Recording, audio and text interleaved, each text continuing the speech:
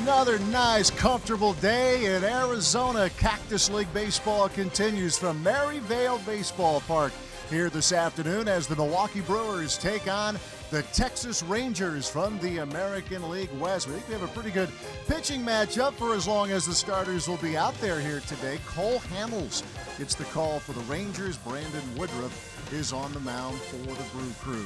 Good afternoon from Maryvale Ballpark alongside Bill Schroeder. I'm Matt LePay. Brian Anderson will be back at some point in the not too distant future, right? Welcome. This is your first trip to spring training as a broadcaster. Well done. Yeah, it's good to be here. Badger season ended early, but silver lining is I get to come out here. So with that out of the way, interesting matchup here today, as they all are, rocking in spring training. And we're going to see the lineup here for the Brewers. It could look very similar to what it'll be on opening day in San Diego. Nice battle at second base, though, a position to be had. We'll see if Jonathan Villar can seize the opportunity or at least take a step in that direction here today. Yeah, he's been pretty good so far in spring training, but I think the Brewers would love to see Jonathan Villar secure second base. It does so many things to help the team overall. You get Sogard, Perez, you got those guys be able to move around, and they can come off the bench as well. But it was a rough season for Villar last year, but he had a pretty good month of September. The Brewers are hoping that he's going to be able to return to the form that he had a couple of years ago. When he is in the lineup, he makes things happen. There's no doubt about that. He provides a lot of energy. He has power, and he certainly has speed to produce some runs. So I think the Brewers would love to see Jonathan Villar return to that form that he had a couple of years ago and secure that second base spot. That would certainly help everything offensively. So we'll keep an eye on Jonathan Villar here today. We'll also keep on our eyes on a nice pitching matchup, as we mentioned. Hamels for the Rangers, Brandon Woodruff. A couple of spots to be had in the rotation. Woodruff trying to state his case. Coming up on Fox Sports Wisconsin.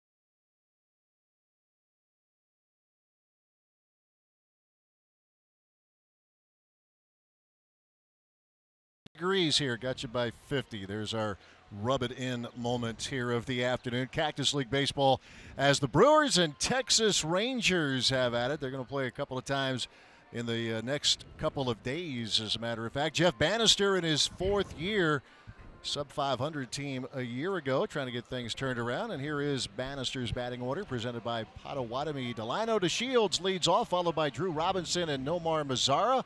Ryan Rua hits cleanup. Trevor Plouffe trying to catch on with the Rangers. Bats fifth. Jurickson Profar plays short, hits sixth. Dustin Hood. Juan Centeno, the one-time Brewer, batting eighth. And Darwin Barney over from the Blue Jays rounds out the Rangers batting order. Nice crowd settling in on a gorgeous afternoon in Phoenix, Arizona, as the Cactus League continues. Brewers getting a win yesterday over the Dodgers. Ji-Man Choi with a grand slam. Keston Hiura a solo shot. So the big boy bats were out yesterday. Rock, I'll get this out there right now. It's the first time I've had a chance to get out here and I see what I'm missing. This is now I know why you spend a little time here. This is fabulous. 80 degrees, and you can always tell, when you're down here, the guys and girls that just get down here from Milwaukee, you get a little. You don't have much tint to you yet.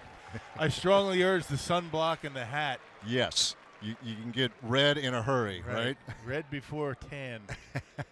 Brewers take the field as we are about set to go here at Maryvale Baseball Park. And Brandon Woodruff gets the call. We mentioned there's a spot or two available in the rotation, and Brandon trying to make a little statement for himself here this afternoon if he can. Yeah, 4th appearance for Brandon. This is actually his first start. He's been having a rather rough time of it. 5 runs in 3 2/3 innings. Again, mentioned this is the first time he's been able to make a start. Last year with the Brewers, pretty good work.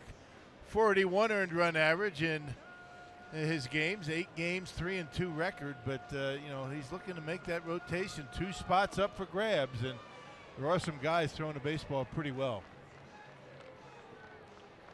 Let's check out the Brewers as they line up defensively. It looks like a lot like what you might see on opening day. You got G-Man Choi in left, Lorenzo Cain, Yelich round out the outfield. You got Shaw, Sogard, VR, and Braun. Ryan Braun, yet another start at first base, and Jet Bandy behind home plate, hanging the signs for Brandon Woodruff today. Ronnie still breaking in that first baseman's mitt. New territory for him, but gets the call over there again this afternoon for the Brew Crew.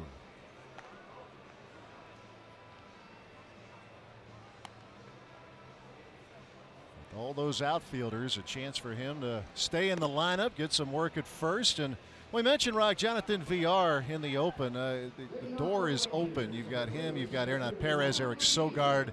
You got 3 guys who can play second. But you see if VR can get back to that form of a couple of years ago. Yeah, rough season for him last year, but as we mentioned when we came on the air, he had a pretty good month of September. We'll see if he continues that.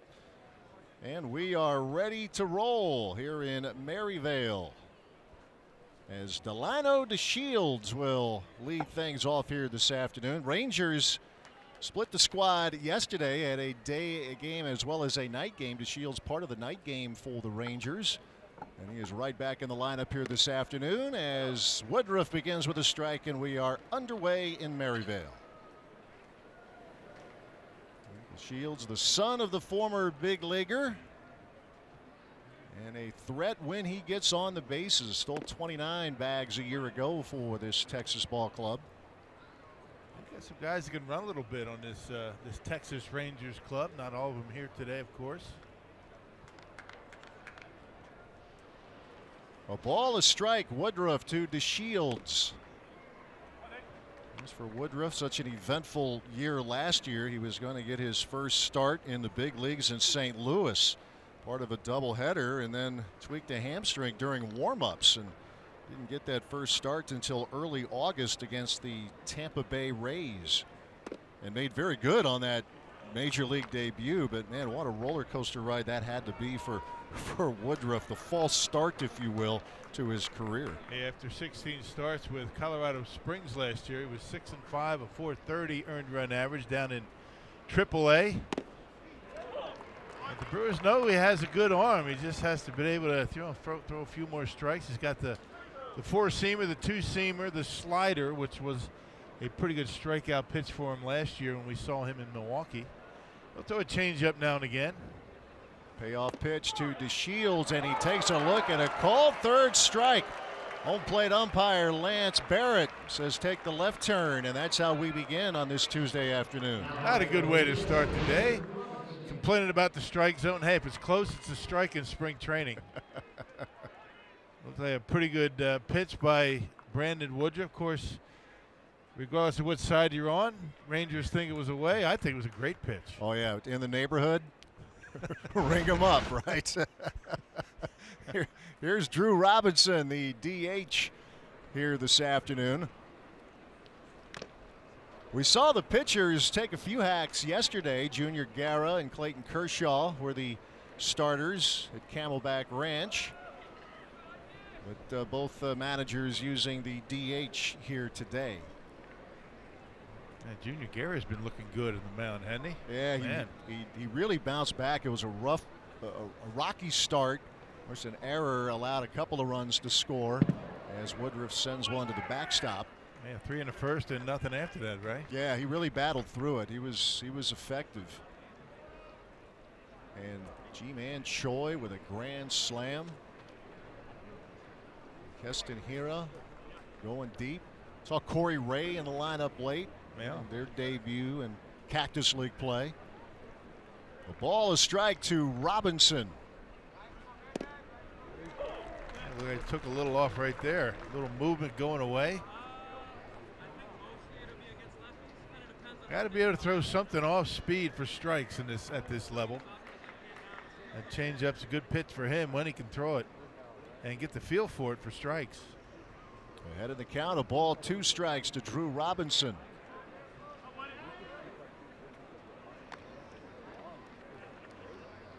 I mentioned a spot or two. Chase Anderson will be the opening day starter. Jhoulys Chacin will work one of the games in San Diego. Zach Davies had a good workout yesterday. There was some concern with the little strain of the oblique, but had a good outing yesterday, facing some minor leaguers in the backfields. Yeah, a couple of minor little injury tweaks. You know, Corey Knebel a few days ago with a wet man, a little knee tweak. He seems to be all right. Matter of fact, we likely will see Knebel get some work this afternoon. Full count to Drew Robinson. And a bouncing ball to VR. And there are 2 up, 2 down in the first. Be able to come back a couple of times on 3-2 counts and get his out, strike out and the ground out. An important start for Brandon Woodruff, you would imagine, because as you mentioned, 3 appearances out of the bullpen down here. He has not had a lot of success. Needs to show well today. Here is Nomar Mazara, the right fielder. Homered 20 times a year ago, drove in 101 for this Rangers ball club. This Texas team finished 78 and 84 last year, but they have been in the postseason 5 times this decade. Of course, the back-to-back World Series appearances in 2010, and then the Classic a year later against the Cardinals. 0-2 the count to Mazara. Also, we're back-to-back playoff participants in 15 and 16, losing both times to the Toronto Blue Jays. A Classic 5-game thriller 3 years ago. The Jose Bautista 3-run homer, the famous or infamous, depending on your side of the ledger there, the bat flip. 2 strikes to nothing to Mazara. Yeah, a lot of heartbreak for the Rangers in the postseason in this decade, and kind of a disappointing season a year ago. All the injuries that they had to muddle through, and they're hoping to get back to form this year. 1-2 pitch. Those injuries included Cole Hamels. He was out for a time a year ago, had a low for him in terms of starts for the Rangers. We'll see Hamels on the mound here this afternoon. Figure he would be their opening day starter. 2-2 pitch. And a chance here for Ryan Braun, and a nice start to the day for Brandon Woodruff as he retires the Rangers in order. Brewers coming up in the bottom of the first in Maryvale.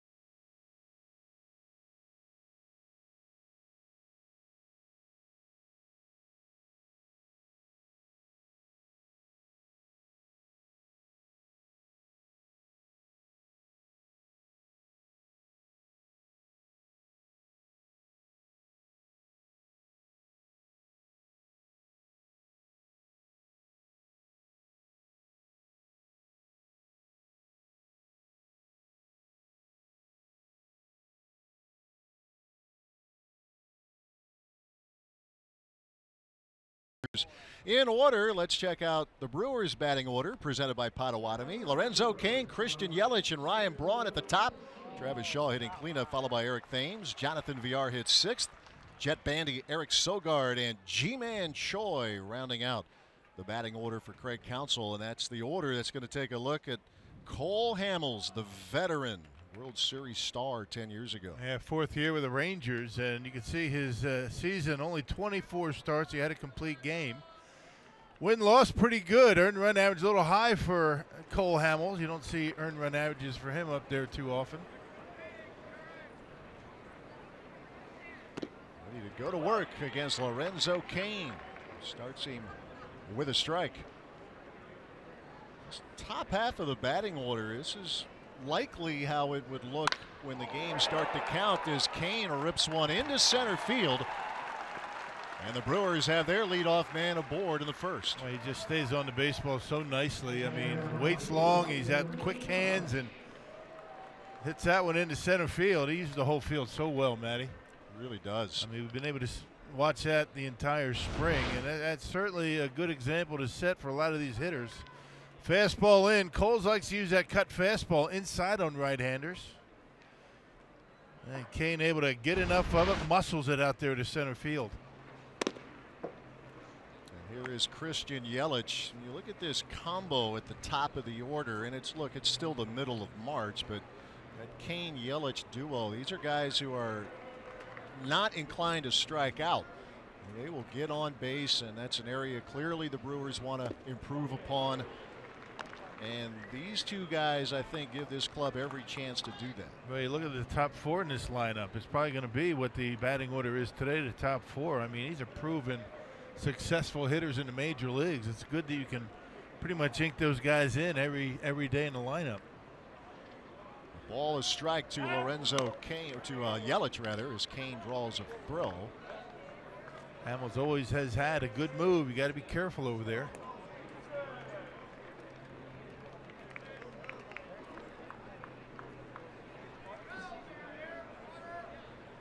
Yelich in right field this afternoon for the Brewers,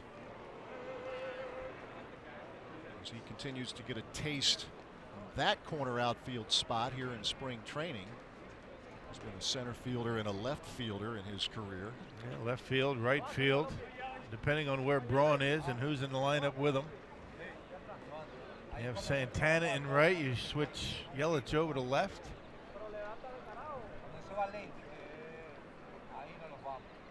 Juan Centeno gets an extra moment or so. A ball, two strikes to Christian Yelich. Just getting started here in Maryvale. Brewers here for the next couple of days. They'll host the White Sox tomorrow afternoon as Yelich slaps one to the right side. That's Darwin Barney. Turns to Profar for one, and on to first, a double play. Pretty good turn by the Rangers right there. Darwin Barney, outstanding glove man. Getting on base has been his issue in the major leagues, and nice quick perfect throw over to shortstop, and they turn their double play. Barney can pick it, no doubt. Two men out, base is empty for Ryan Braun.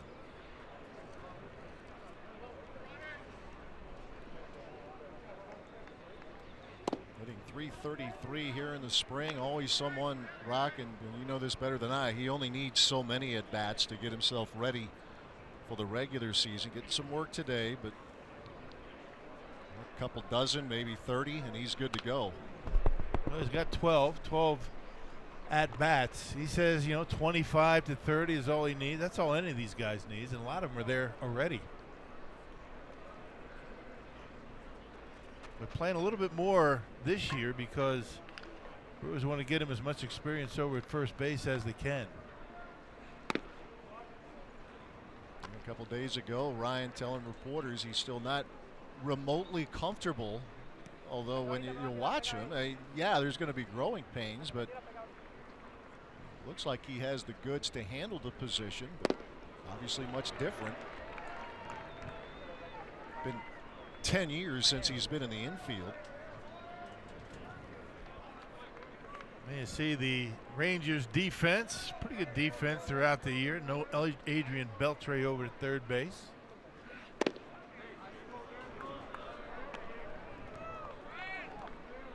day off for Elvis Andrews as well. Yeah, it's pretty good left side of the infield, right? Yes, it is. Beltre, part of that 3,000 hit club. Great career for him. Full count to Ryan Braun. 2 men out of the first. And Centeno is unable to hang on. Cole Hamels with that 2 different fastballs. The 2-seamer, the cutter, throw a curveball, but he's got a really good changeup. That was a pitch that Braun just able to get a piece of. Got such good arm action on that pitch. That'll wake a catcher up. Get him going. Again, the 3-2. And Ryan works a walk.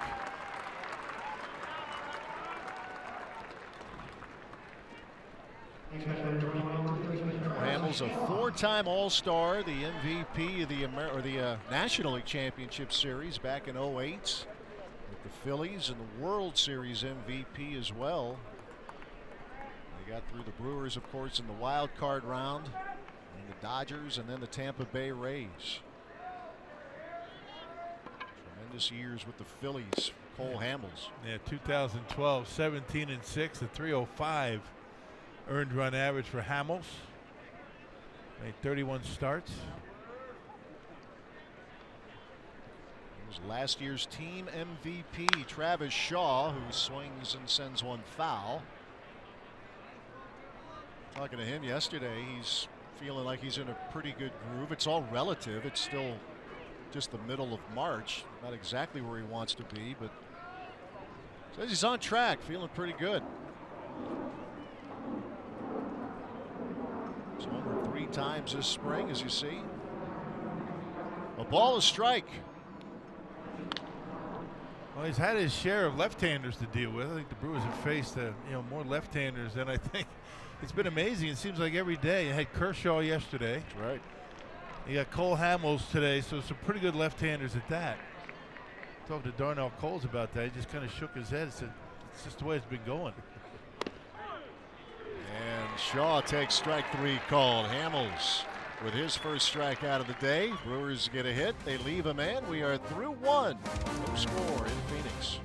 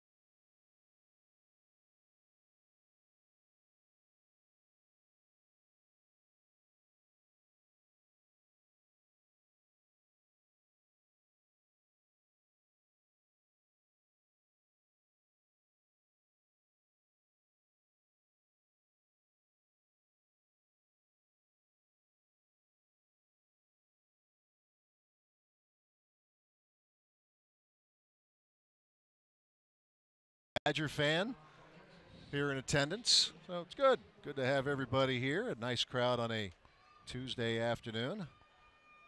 Welcome our viewers on Fox Sports Southwest checking us out here today on Fox Sports Wisconsin. We expand the family here for a little spring training action. Thank your old buddy Mark Vittorio. Vito's watching us today. If you are Vito, get to work somewhere. He will be joining us again from time to time, right? In the booth. Yeah, 1 series. That's it? Wow. Yeah, he shined us this year. Wow. Big time. Man, that's kind of hurt by that. Yeah. Ryan Rua leading things off. Second inning of work for Woodruff. Retired the side in order in the first.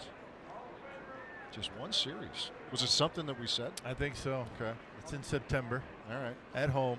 Of course, he asked if he could stay with me. Of course. Looking for the freebie. That's what we do.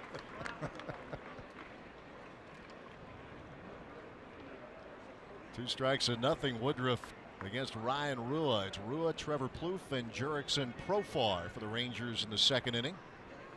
And Rua goes the other way. That'll drop in front of Yelich. And there's the first hit of the afternoon for the Rangers. A pretty good piece of hitting right there by Rua, just staying right on it.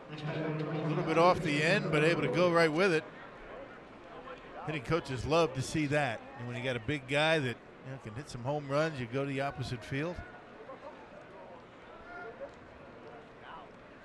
Here is Trevor Plouffe, longtime Minnesota Twin. Last year, split his time between the A's and the Rays. 7 years, though, with the Twins.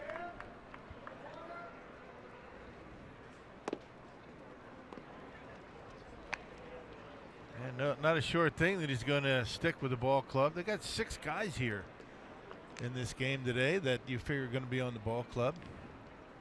Darwin Barney and Plouffe trying to make it.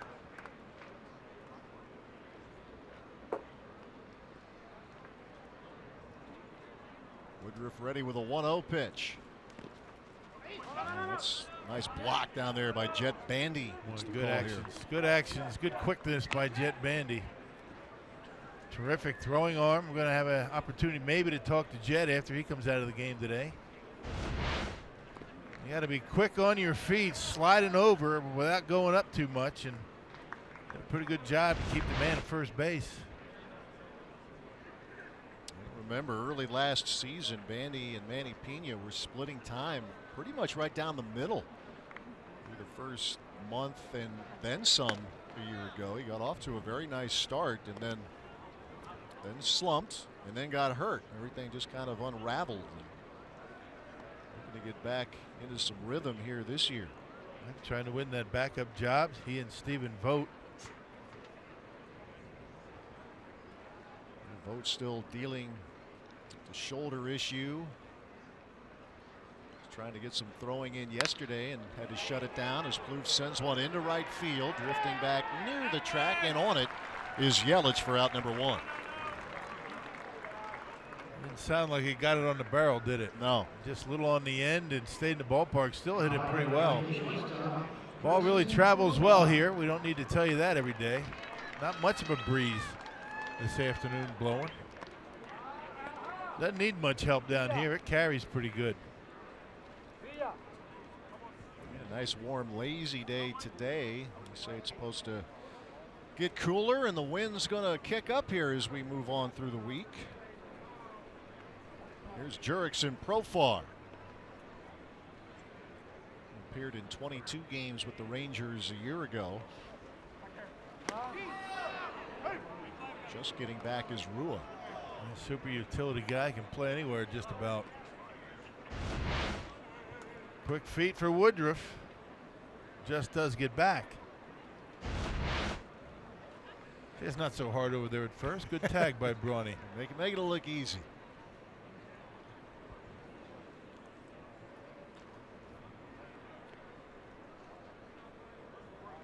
And Rua is on the move, and Profar swings and hits one into center field. Lorenzo Cain will squeeze it for out number 2.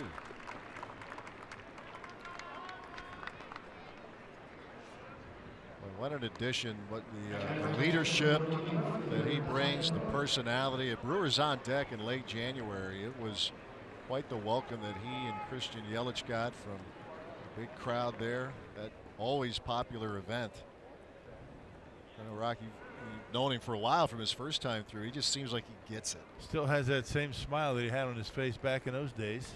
He's filled out quite a bit. A lot of experience under his belt, a World Series title with Kansas City. He's been in the World Series 2 different times. With all the things you want to say about Lorenzo Cain, being in the World Series and winning a World Series, That's valuable in that clubhouse. That's instant credibility, right? Right. And being a big part of it. Destin Hood at the plate. His numbers last year at AAA. But yeah, Kane trying to bring some of that experience, some of that wisdom into the clubhouse here with the Brewers.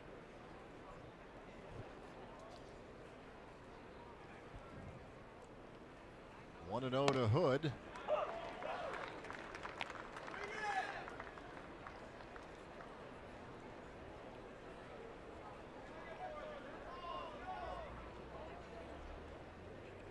Good competition for the remaining spots in the starting rotation here for the Brewers. Brent Suter faring well. Wade Miley making a strong impression. Junior Guerra fighting through a rough first inning and put together a nice outing yesterday. Today it's Woodruff's turn as the runner is going to throw from Bandy, and he got him. Ryan Rua cut down as Jet Bandy showing off that strong arm once again.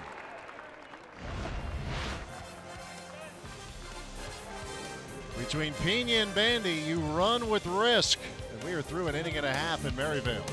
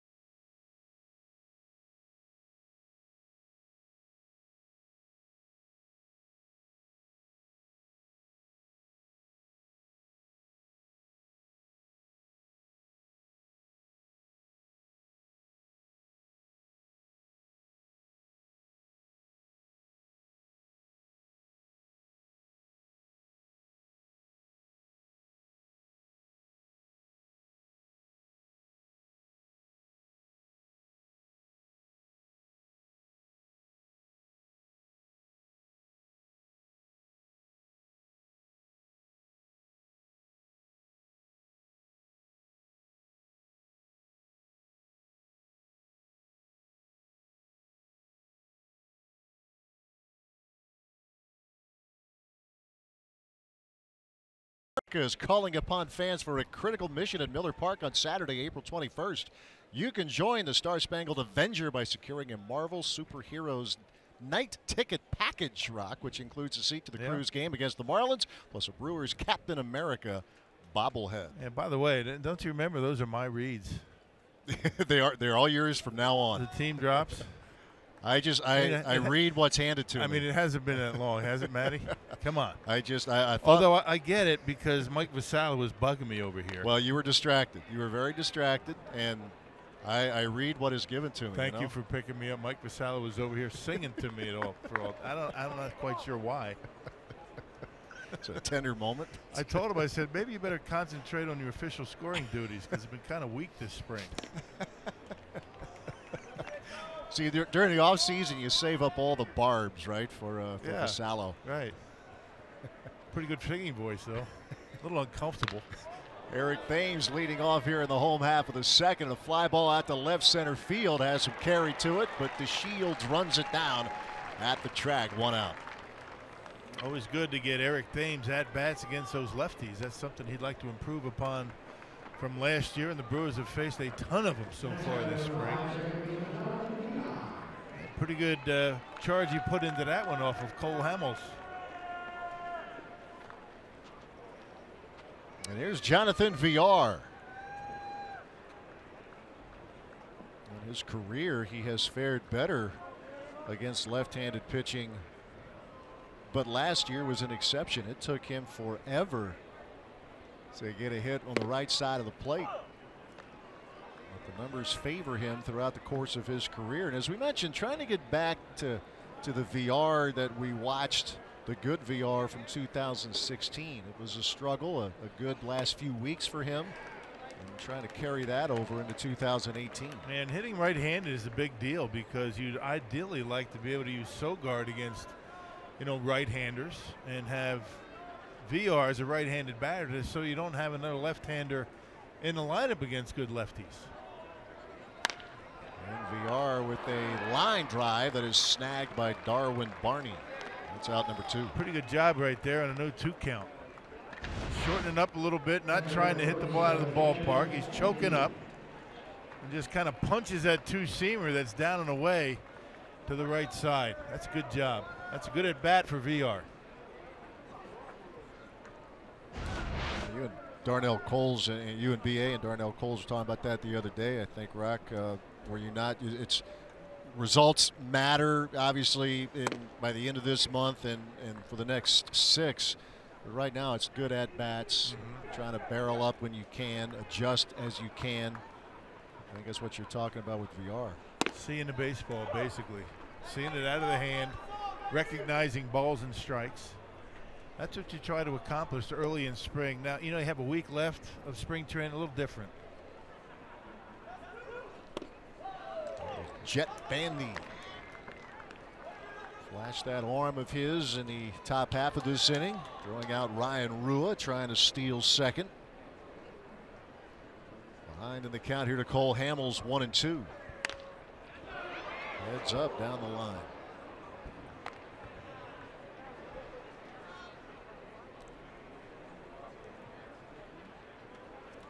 Bandy and Pena, and then to be determined with Stephen Vogt. They want to check him out a little further here today and see where he is and when he can get back to a throwing program. He worked so hard in the offseason to try to increase the arm strength and has had to deal with some things here in spring training. They tweaked it early in spring when they were throwing to the bases. Throwing drills, maybe overdid it a little bit. Bandy just gets plunked. A 2-out base runner here for the Brewers. Yeah, Craig Counsell asked about it today, and no, I'm not ready to put any timetable necessarily on when Vogt can return. They want to gather some more information, see where he is, and then move forward accordingly. Here's Eric Sogard with Jett Bandy, the runner at first.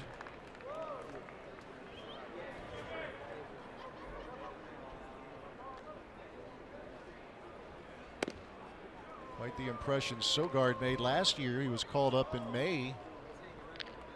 Flashed a little power early. That is not necessarily his game, but he demonstrated he has an ability at career high, 3 home runs. Got him quickly. Ground ball over to second. That's Darwin Barney, and that will do it for the Brewers in the second.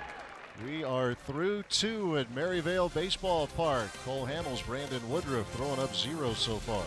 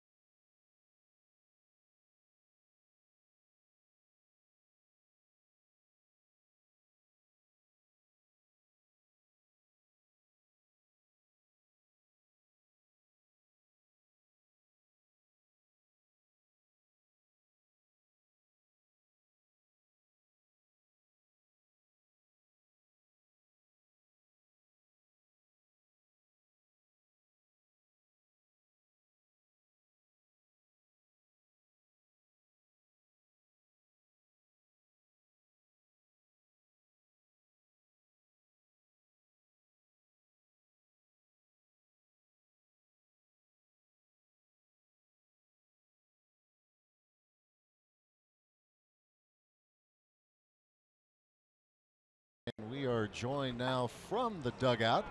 Bench coach Pat Murphy joining us. Nice job, Nick. You look terrible, Nick. Murph locked in always. How you doing? Doing great, thanks. That was Nick Franklin you were talking about. He's Yeah. warming up Woodruff. You guys just woke me up from my nap here. We promised to have coffee delivered. Apparently that is not, I don't see any. Out of luck. Murph, I'm sure you've been asked this in the past, but I think those who are more casual followers of the game may have no idea what a spring training day is like for you and the staff. Can you give us an idea of what your workday is all about? Well, I mean, it's a privilege to be doing this. That's the first and foremost. So it may sound like a lot, but when you get up pretty early in the morning and you get here somewhere in the 5s, and you're preparing your day, from individual meetings to practice plans to conversations between coaches. You talk about individual players.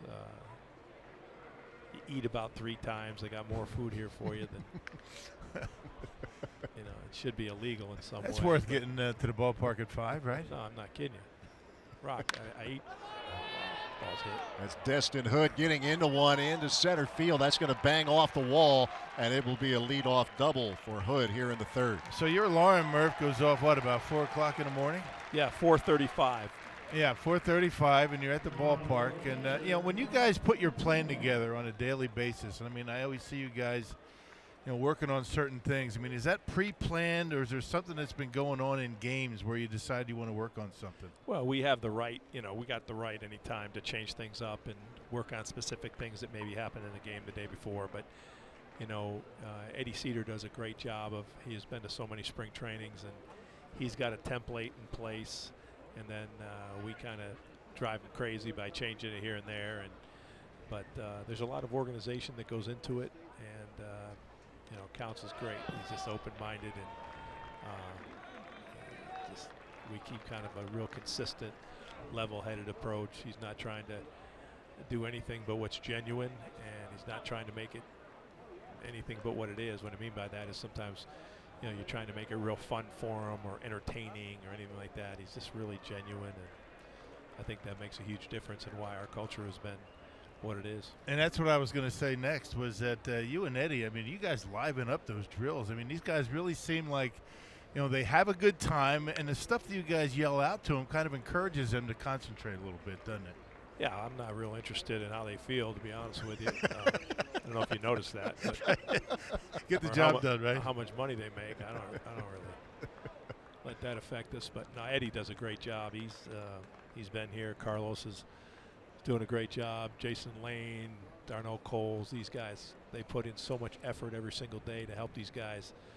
And the job of the pitching coaches, hey, good luck.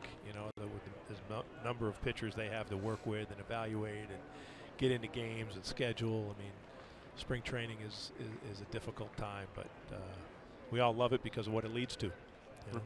Visiting with Pat Murphy, the bench coach for the Brew Crew. I know one of the local television stations, Murph, is doing a story. I know there have been several through the years in your relationship with Craig Counsell, as Centeno lines to Braun. Nice stab by Braun over at first for out number 1. Is that an unnecessary dive, or you think he was necessary? Oh, I think totally necessary. It's our story. We'll stick to it. Well, anytime you make the catch, it's necessary, right? You miss it, maybe you didn't have to.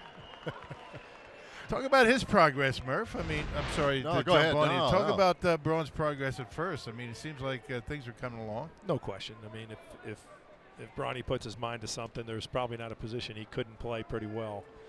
And I mean that. I'm sure he's not real interested in going behind the dish, and he'd probably want to play shortstop for a couple days, but probably go away soon. But there's not much he couldn't do on the baseball field. He's very, very talented, and it's a big thing. Guy that's been in the game a long time, making a position change. People think it's easy to go to first. It's not, especially with the expectations being what they are now. That I think it's a great move for Ryan. I think he's going to end up being thankful he does it. Let me go back, Murph, to, again, there's a story I think it's going to be coming out in your relationship with Craig Counsell. And just from your perspective, how much you have seen him grow as a manager as Darwin Barney hits into a sac fly. That'll be the first win of the game. But what have you seen in Counts as a manager now these last couple of years?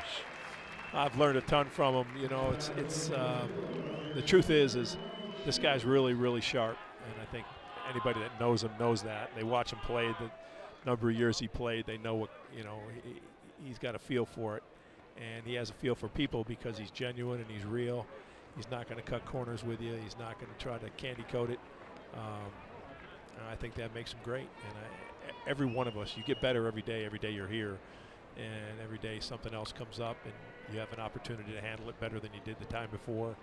And you know, I can't say enough about what I've learned and how he's helped me in the game. And yeah, it's been fun.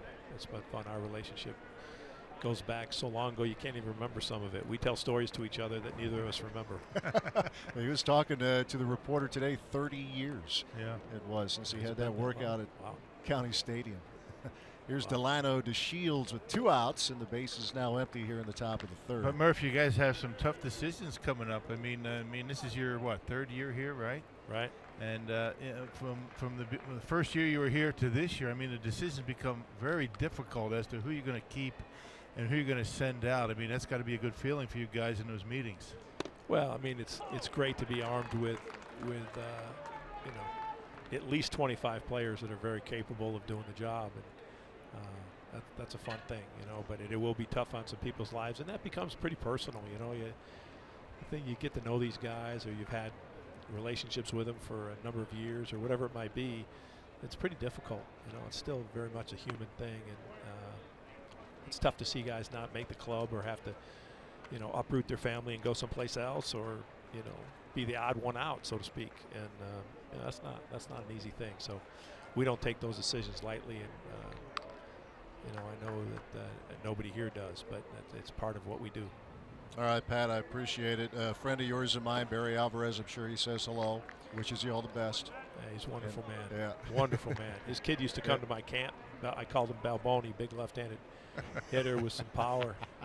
Chad, that's right. He's slimmed down now. He doesn't look like Balboni anymore. He's doing real right? well for himself. Yeah. I'm Murph, not surprised. I appreciate it. We'll let you go back to your nap now. All right, thanks a million. All right, Pat Murphy, bench coach. Always a pleasure to talk with him as Delano DeShields on cue rolls one to Eric Sogard, and that'll do it for the Rangers here in the third. But they get on the board. A sac fly from Darwin Barney scores Destin Hood. 1-0 Rangers, middle of the third.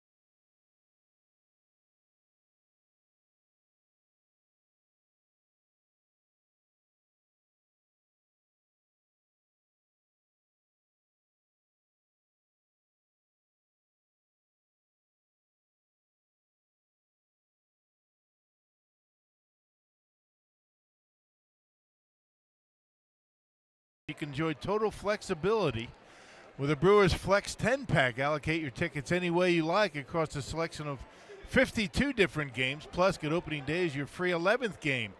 Learn more at brewers.com/10packs. You feel better? I do. You know, I get it. I apologize for jumping on you there, but, you know, all fall and winter, you do all that, right? I am well trained in that. So, yeah, but But just understand, you have help here. I know. I appreciate that. That is much appreciated. I just didn't want to, walk on your turf. Yeah, well. Can't be reading those team promos now. Yeah. Ji-Man Choi leading off here for the Crew. It's 9-1-2 in the order. 4 of those 8 RBIs came yesterday. Slam against the Dodgers, and he takes a look at strike 3 called. This was G-Man yesterday at Camelback Ranch, a no-doubter. Hey, Brewers a nice comeback victory yesterday against the Dodgers. Guys are playing some pretty good baseball, from the guys that start the game all the way down to the guys that finish the game. You got some pretty good talent. Yeah, it's fun to see when these spring training games get to the later innings. You see the wholesale substitutions, but you see some young talent that at some point you may very well see in a Brewers uniform. Lorenzo Cain steps in. It was interesting what Pat Movin was talking about. I mean, these guys grind over those decisions as to who they keep and who gets sent down. I mean, there's, kind of like a bubble of about 5 or 6 guys right now that it could go either way for. And, just because they send them down here in spring training does not mean that they're not going to be called back up and spend a considerable amount of time in the major leagues. That was another point that Counsell made, and he's made it repeatedly, really probably since day one when he became the manager of this team. Cain, a swing and a miss, and back-to-back strikeouts for Hamels here in the third. That fastball right by him this time. Looked like a cutter that was kind of on the back door. Actually, remember, Cain got the base hit on a fastball cutter inside. Hamels goes away that time. 2 men out, bases empty for Christian Yelich. Yeah, going back to Counsell's point, how the season starts, you could be making moves day 2. Some 50 players wore a Brewers uniform, the big club last year.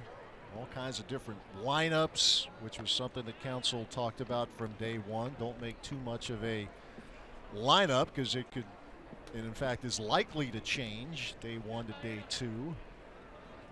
Not a big deal for him, is it, where No. guys hit? I mean, he tries guys at different spots as long as they're in the lineup somewhere. 2-strike pitch to Yelich. It's out-getters. Those are the pitchers. Run prevention unit. That's defense and position player group. As he will mix and match, and did it last year, and is in a position where it looks as though he could do very much the same this year. Here's the 1-2. It's chopped over to first. And Rula with the feed to Hamels. And the Brewers are retired in order here in the third. Cole Hamels looking pretty sharp this afternoon. He's given up just 1 hit through 3 innings. So we have completed 3 here at Maryvale Baseball Park with the Rangers leading the Brew Crew 1-0.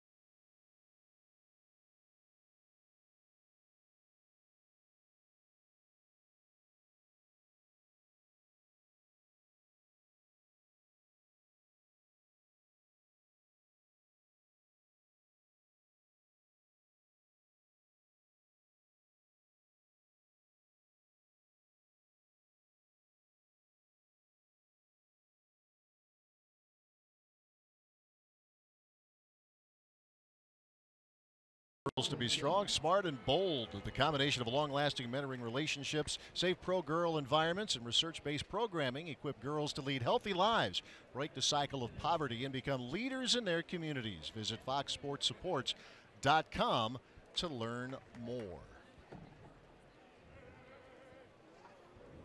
Pretty neat emblem down there behind home plate. That is sweet. You never walk on it, do you? No. Trevor Hoffman says never walk on the logo. No. Spring training rookie here, but I think I know that much. Yeah, that's well done. That's a nice logo back there. Look at it. Ball and glove. Classic.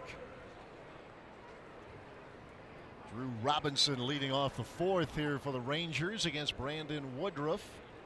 And Robinson will lift one into shallow left center field. Lorenzo Cain has it for out number one.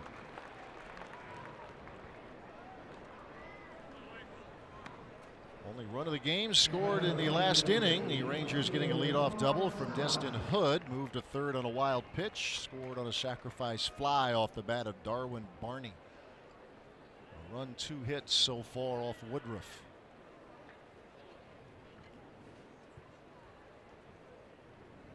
He's been pitching well so far today, mixing up an off-speed pitch or two. It's been nice adjustment for him after working out of the bullpen. Nomar Mazara at the plate. And we're going to see Giovanni Gallardo prepare as a guy who would come out of the bullpen right now. Craig Counsell announcing that yesterday. Still trying to figure out some roles here. I would think, Rock, the assumption that this club will have an 8-man pen more often than not. 6 spots appear to be pretty much secure, so a couple to be had. And we've talked about the starting rotation, a job or 2 to be had there as well. Right. Now you're going to have 8 guys in the pen. The Brewers aren't going to need a 5th starter until game number 8. They may take somebody from the bullpen and put him in the starting rotation. You don't know. They have options. They don't have to decide that until the 8th game of the season, 2nd series at Miller Park. So Giovanni will not be in that rotation apparently, and the Brewers are going to need a long man in the pen. So several decisions to be made here in the next couple of weeks. Games begin in San Diego. 3 games against the Padres, and then April 2nd at Miller Park. A home opener against the St. Louis Cardinals. What an opening series. The Cardinals and then the Cubs. Just get right into it. Yeah. No warming up. Just get right into the teeth of the division. It's going to be fun to watch. The expectations, think back a year ago at this time, I didn't know. Figured it would be a team that would really have to bust it to win as many games as it lost, and it ended up taking the playoff chase to the final weekend, the second to last day of the season. But I guess they're no one's surprised now. No, they have expectations, and Craig Counsell welcomes that. He said that they've earned their expectations, which is true.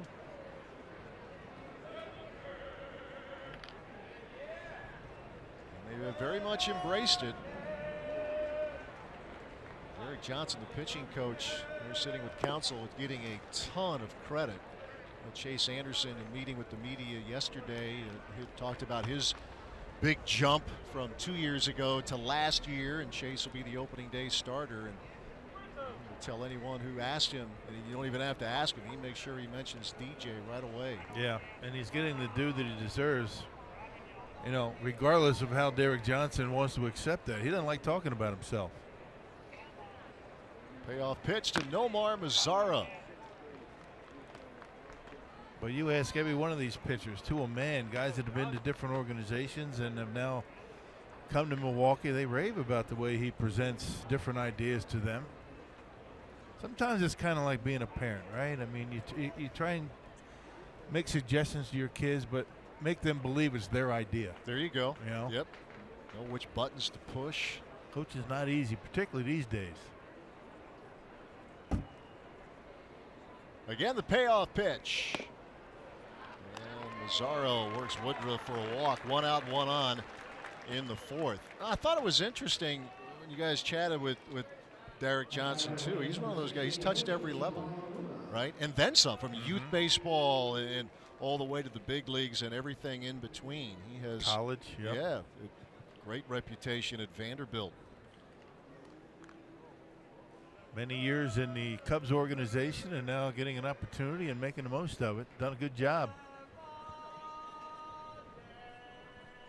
Ryan Rua singled to right and was caught stealing. The single led off the inning. The caught stealing ended the top half of the 2nd. Brewers infield looking for the ground ball, but instead Rua pops one out of play.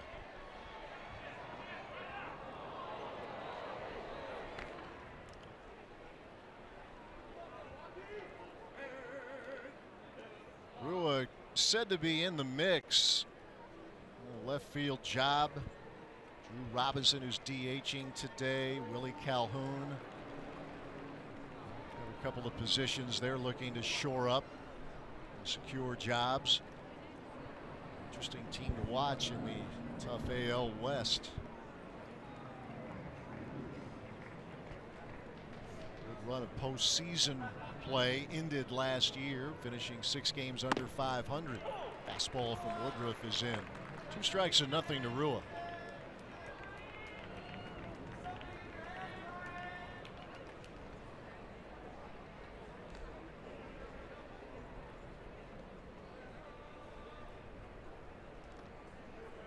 Omar Mazzara, the runner at first.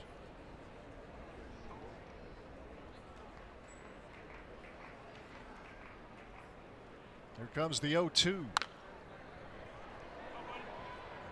Rua's had a couple of decent pitches to hit in this at bat. Fouled him straight back. Looks like Bandy is trying to get Woodruff to work that fastball inside, and he's left it out over the plate a little bit.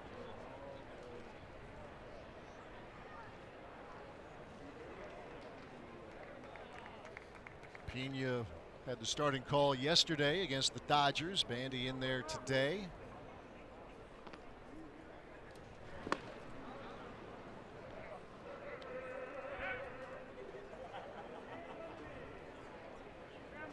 Rua last year hit .217 for the Rangers. He appeared in 63 games.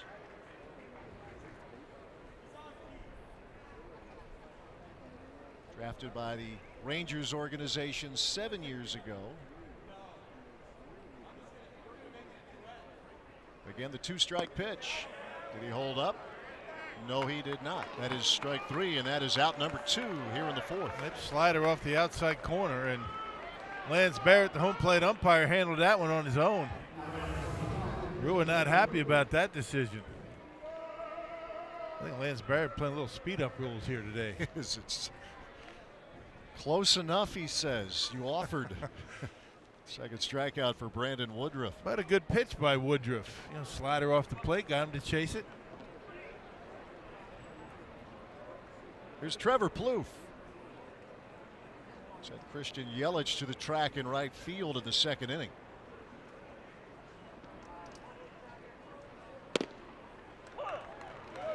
Remember that debut from Woodruff against the Rays?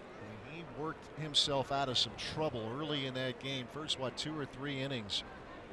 It looked like it might be a short and unhappy outing for Woodruff, but he battled through and really gave his team a lift. Had bases loaded 2 or 3 times, didn't he, early in that game? Didn't give up a run.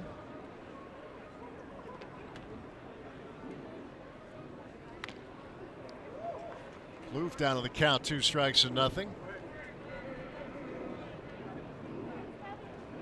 Brewers host the White Sox tomorrow here in Maryvale. A webcast it will be. You want it? I am, with Lane Grindle. Okay.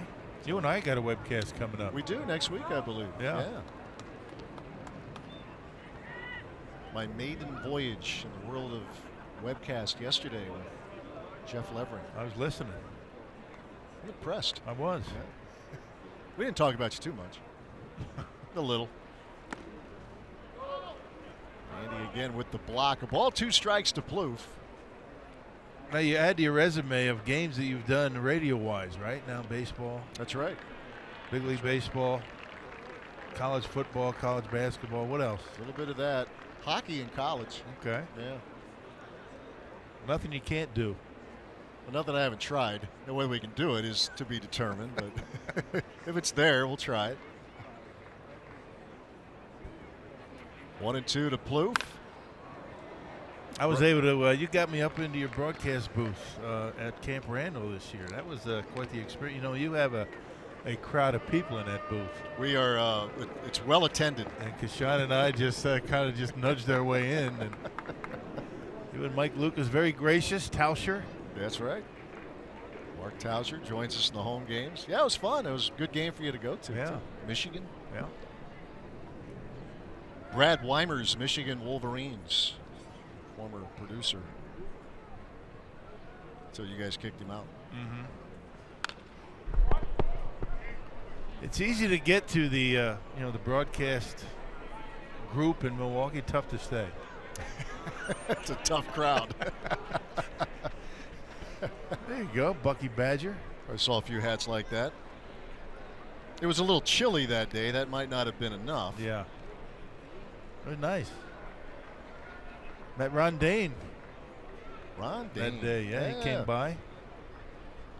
That's fun. Glad I know you've been over in the past, but it's been a while. So yeah, well, thank you. It was fun seeing you. Plouffe with a ground ball to VR. And that'll do it. In the fourth, there is your Brewer/Badger update. Brandon Woodruff looking pretty good here this afternoon. Through 3.5, it's 1-0 Rangers.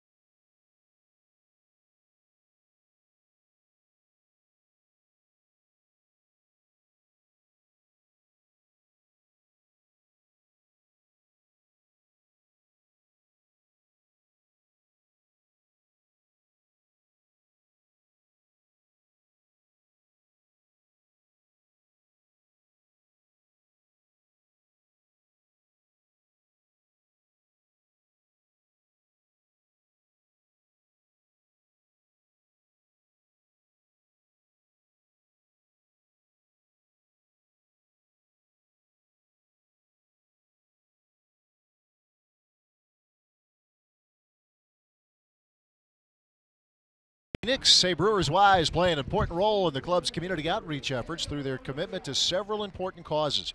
Each summer, Brewers Wives team up with Brewers Community Foundation to raise funds through a number of special events, with proceeds earmarked for various organizations in greater Milwaukee. Nice, comfortable day, and as you see, a nice crowd here at Maryvale Baseball Park. A little Cactus League action, Brewers and the Rangers, as Ryan Braun will lead off. Braun, Shaw, and Thames, 3, 4, and 5 hitters in the Milwaukee batting order. Braun worked a walk in the first inning.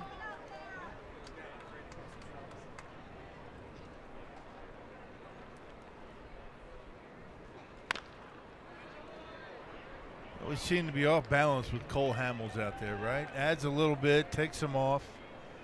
You know, different speeds, different locations. Always keeping you off balance. He had Brony out in front of that pitch. And then he'll throw one of those cutters in on your hands. Once he slows your bat down, he's going to try and speed it up again. And the 2-strike pitch on the way. There it is. There, right there. On call. Just getting a piece was Ryan Braun. You think about the years Cole Hamels had in a ballpark in Philadelphia that surrendered so many home runs and a hitter's haven, and he still put up some great numbers. They had some pretty good pitching staffs back in those days, didn't they? Yes, they did. That run he had in the 08 postseason, it was just electric. Roy Halladay, Cliff Lee, man. It's a good group, great group. It was Hamels who was the MVP of both the Championship Series, National League Championship Series, as well as the World Series. Braun stays in there, still a ball, 2 strikes. Took a little off a curveball right there, had Braun out in front. You don't see Ryan Braun off balance too often, but Cole Hamels, particularly against lefties. But Hamels one of those guys, you just never seem like you're comfortable.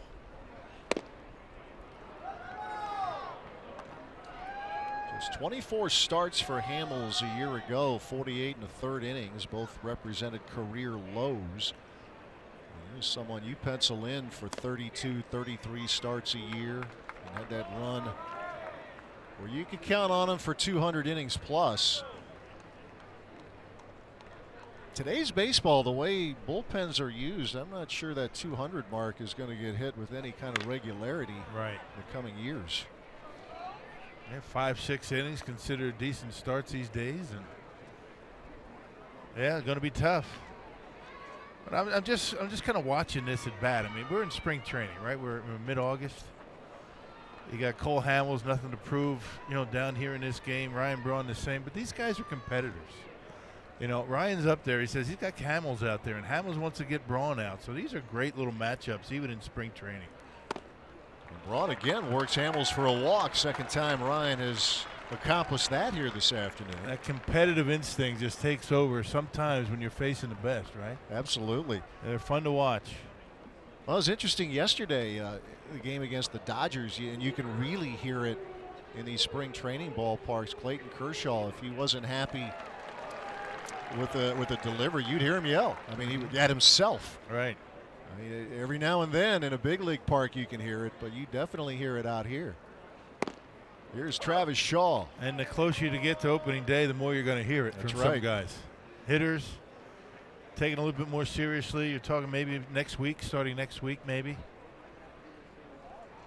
All ramps up. They want to start seeing results. Shaw goes the other way. That's into shallow left field, and that is going to drop a base hit in front of Destin Hood.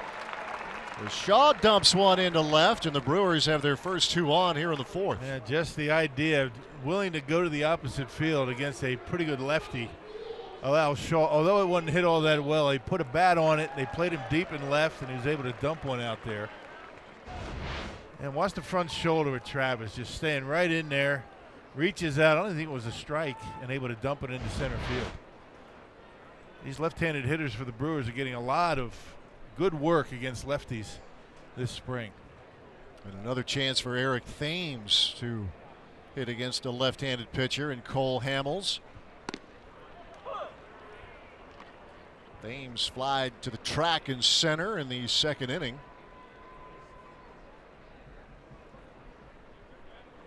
Historically good start, and also finished pretty strong. He obviously tailed off, and you're just not going to keep that pace that he had in the torrid month of April. And now that he's gone through a full year again of Major League Baseball after the great years in Korea,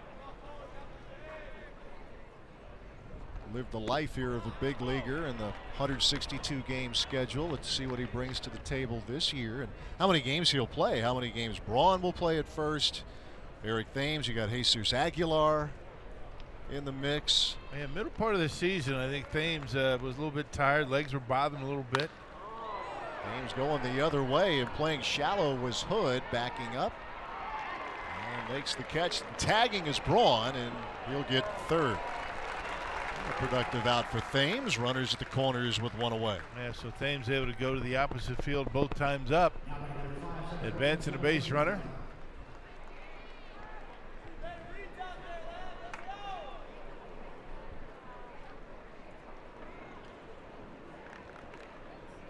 Well, runner at third, less than 2 out. He's at the corners right now. Braun at third, Shaw at first, and Jonathan Villar the hitter. Had a good at bat in the second inning, but he lined to Darwin Barney at second. Showing bunt, and that is an effective block by Centeno, but still Shaw able to move up. But Centeno at least keeps Braun at third, so Brewers now with runners at second and third. Yeah, Shaw with that good secondary lead, able to make it. It helped him that the first baseman started to move off the bag when VR squared around. Gave him a little bit more of a secondary lead.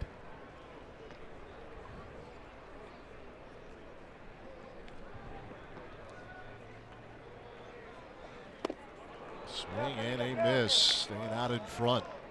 1-1 the count. And VR squares around a little bit. Watch the first baseman start hedging out. So Shaw not really worried too much about getting a lot on the secondary lead. Nobody there. 1-1 pitch. That is well struck into center field, a base hit. Braun is in. Shaw will be held at third, and VR now has tied the game, an RBI single. 1-1 the score. And just a nice approach by VR. Waiting back, he was way out in front of the pitch before. You know, Hamels might have doubled up on whatever he threw the first time. This time didn't make as good a pitch. That one not quite on the corner, and VR, that's just a nice short compact swing. 2 line drives for him today as a right-handed batter, more importantly. And notable. We talked about his struggles hitting against left-handed pitching last year, the exception to the rule in his career.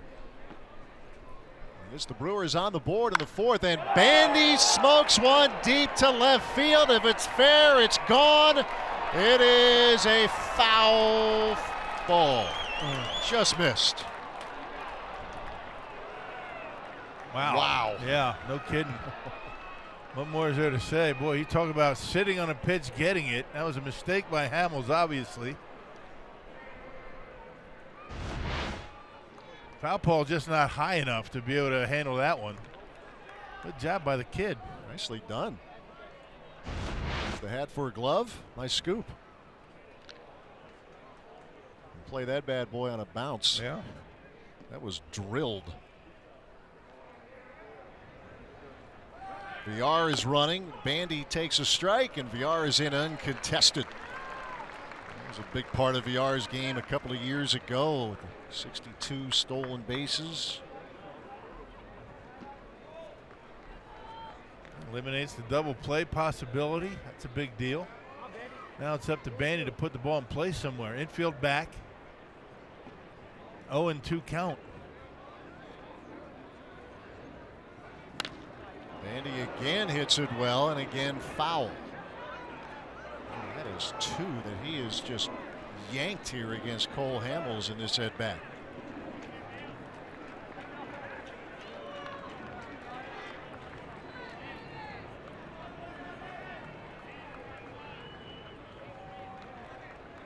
Jet trying to recapture that groove he was in to begin last year with the Brewers. Ground ball over to Trevor Plouffe. Runners have to hold. 2 men out.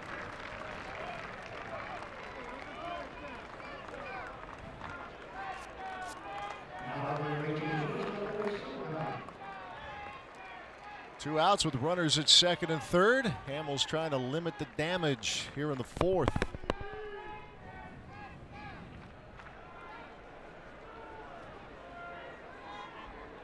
He will face Eric Sogard. Grounded to Darwin Barney. That ended the second inning. How many times do you think Cole Hamels has made a start and the opposing manager has started 5 left-handed hitters? Pretty safe to say you count on one hand. Well, it's obvious that Craig Right. Counsell wants these guys to get to work against these lefties. They're all part of spring training, right? Right.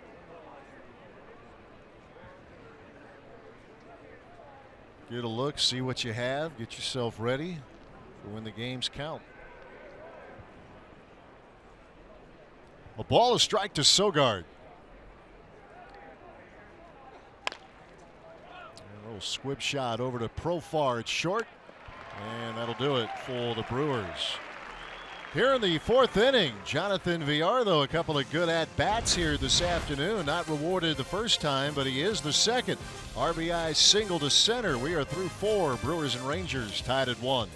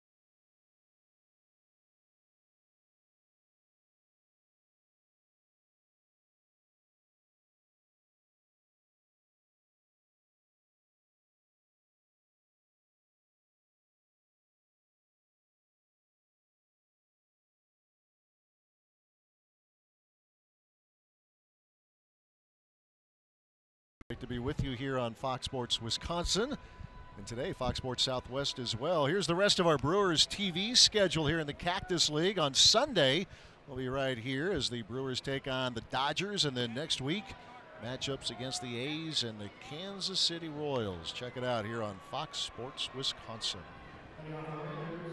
Getting toward the end of Maryvale Baseball Park as we know it. Big renovation will be going on. Is Corey Knebel now on the mound for the Brewers, and fans back home can sigh with relief a little bit. And it was a little scary for a few minutes, Rock. You guys were on TV over the weekend. It got a little rainy and the mound got a little slick, and got Knebel out of there. First pitch swing, and Jurickson Profar deep but foul down the right field line. Yeah, a little tweak of the knee, and it didn't really amount to a whole lot, so it's good to see him back out there on the mound. Fourth appearance for Knebel in spring training, coming off a terrific season a year ago. Became the closer. Remember, Neftali Feliz had that role at the beginning of the year, and then Knebel took over and was just lights out good. All-star good, as a matter of fact. One all-star rep for the Brew Crew last year. Fastball, curveball. When the curveball is for strikes, I mean, it's almost unhittable. He'll throw it on a 3-2 count, and he'll throw it behind an account as well.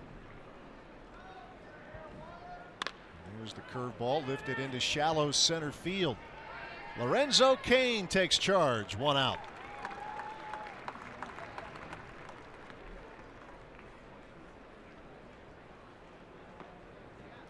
Yeah, when you look at the back end of the bullpen, it's looking in pretty good shape, right? I mean, you got Matt Albers. He came over from the Nationals. Boone Logan, longtime Yankee, coming over from Cleveland.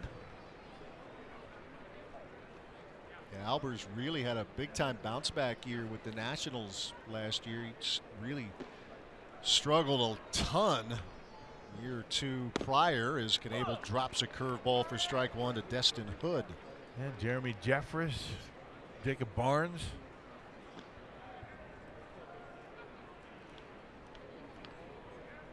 Bullpen was good last year. The pitching was good last year for the Brewers, and that bullpen can once again be a strong point of this club. Destin Hood has scored the 1 run for the Rangers. Double led off the 3rd inning. Came around to score on the Darwin Barney sacrifice fly. 2 strikes and nothing. Here it comes. Can't get that pitch up in the zone. Bandy a couple of times has wanted it up around the letters. Knabel's had a difficult time doing it. The high fastball. Tempting and it's the new pitch. Often unhittable, right? It's yeah, it new really pitch. is. I mean, even guys that don't throw hard throwing it up there these days. You're seeing Brent Suter work hitters upstairs. Curveball swung on and missed. Knabel with a strikeout, 2 up, 2 down in the 5th. Yeah, he just can't hit that pitch when he's got you down in the count. Look at that. That is what you call the old Uncle Charlie right there. That's tough to hit. Big break, and a lot of times you can even throw it for a called strike, which is even more difficult. I remember Bert Blylev and Don Sutton saying that those pitches are difficult to throw, those big curves for a called strike. Umpires have a difficult time determining strike zones with those pitches. We'll see Knabel throw that at any time, too. In pressure situations, full count, he will flip the curveball, and it worked very well for him last year en route to a 39 save season. Juan Centeno at the plate. Yeah, there'd be times last year, 3-2, 2 outs, bases loaded late in the game, and Knabel would end the game on a curveball that a guy sat there and looked at. Yeah, that will just lock you up. Yeah, there's no chance. I mean, you can't even begin to think about a curveball in that spot.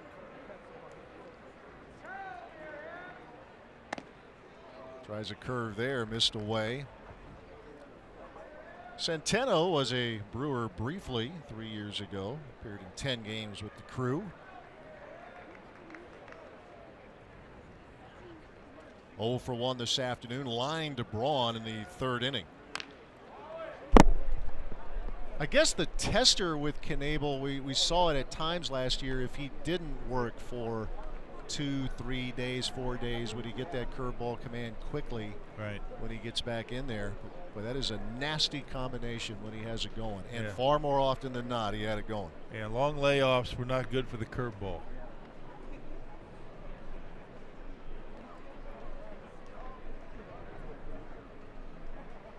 Knabel ready with a 2-2 pitch to the Rangers catcher. It's back to the heat and missed low and in. It's kind of a tough call for your manager, right? I mean, he doesn't pitch for 3-4 days. Do you use him just to get him some work? You might need him 3 days in a row right after that, right? Right. So it's kind of difficult sometimes finding work for your closer. Knabel goes with the fastball on 3-2 and misses away. Juan Centeno is on with a 2-out walk. Yeah, 76 appearances. He wasn't lacking for work a year ago. Yeah, he and Barnes, right? Boy, a lot of work. Yeah, 73 for Barnes. He started lights out good, gave up nothing through his first 12 appearances, and also ended pretty strong. Darwin Barney, the hitter.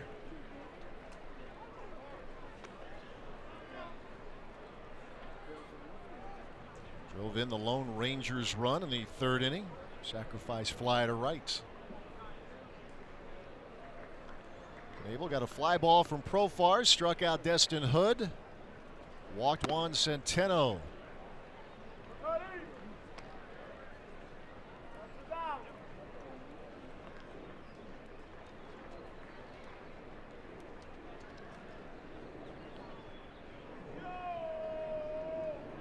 Former Cub, former Dodger.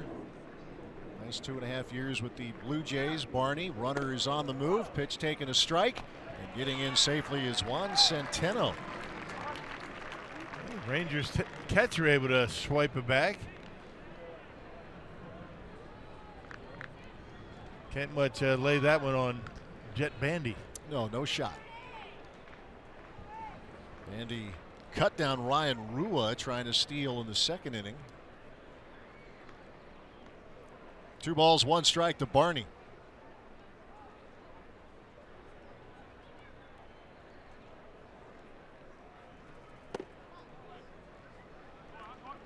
Quiet here today.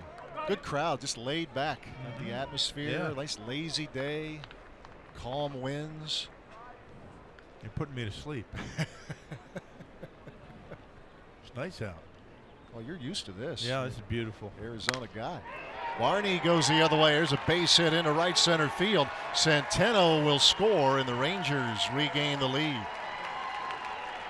Second RBI of the day for Darwin Barney. Yeah, so a 2-out walk, stolen base, and a base hit. Bottom of the order, able to scratch out a run for Texas.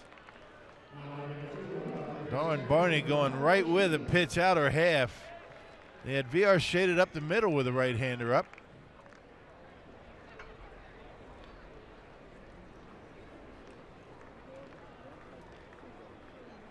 Rangers touch up Knebel here in inning number 5. Top of the order, Delino DeShields.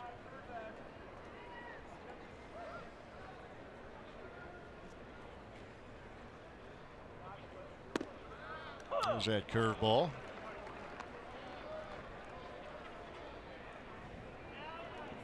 "29 stolen bases last year for DeShields.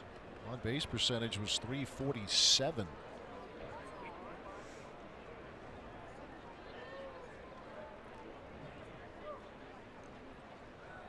That's pretty good these days. .347 on base percentage.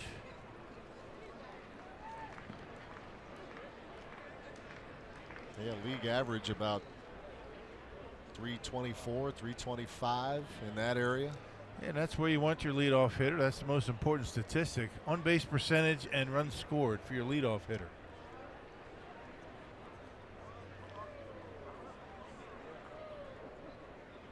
Not afraid to be aggressive at all on the base paths. The curveball in there, and Knebel ahead 2 strikes and nothing. Let's see if Jet Bandy wants to try and get that high fastball again. Knebel's not been able to put that pitch up in the zone.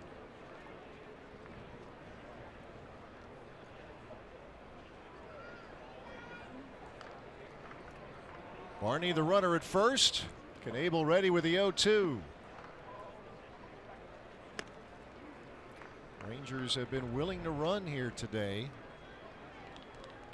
or at least attempt. Ryan Rua, a first baseman, caught stealing, and the catcher Centeno stealing second here against Knebel in the 5th.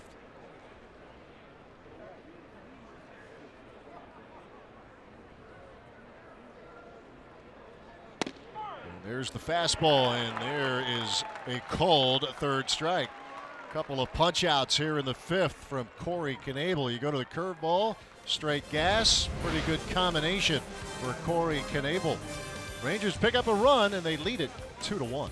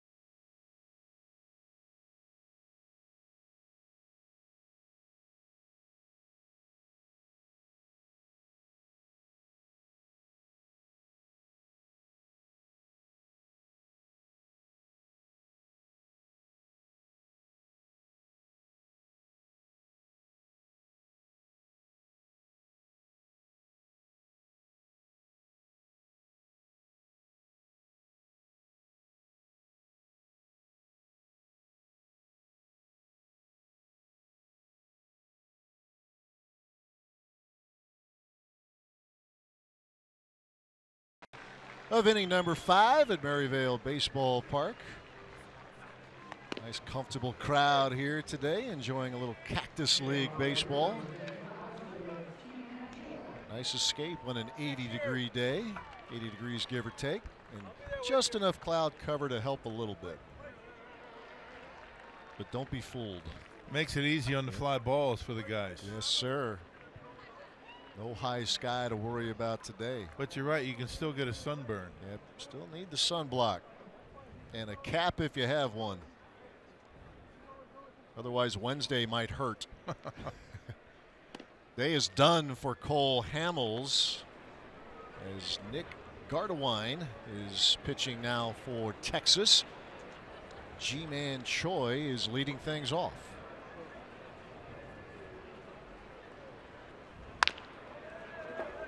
Yeah, Gardewine is seventh round draft choice of the Rangers back in 2013. Split time between the Texas Rangers, had 12 appearances, and AA Frisco, Texas League.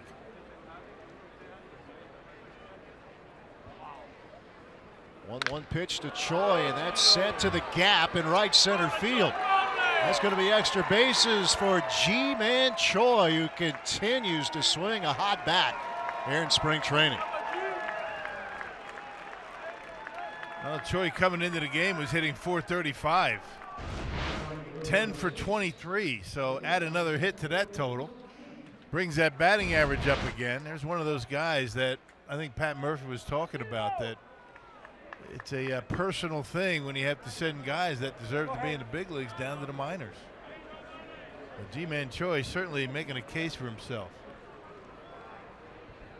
Brewers were on the other end of that bat at Yankee Stadium last July. Homered against the Brew Crew did Choi. Here's Lorenzo Cain.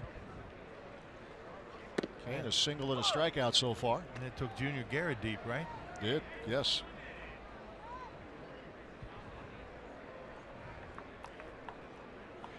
But at the end of it all, the Yankees well stocked at first base.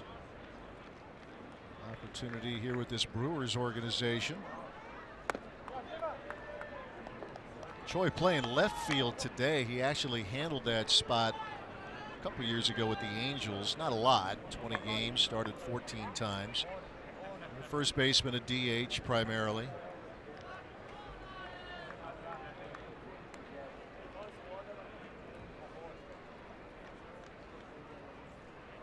Cain followed by Yelich. Watch Cain here. He's going to hit one to the right side. That's what this situation calls for, and something that Lorenzo Cain is very good at doing.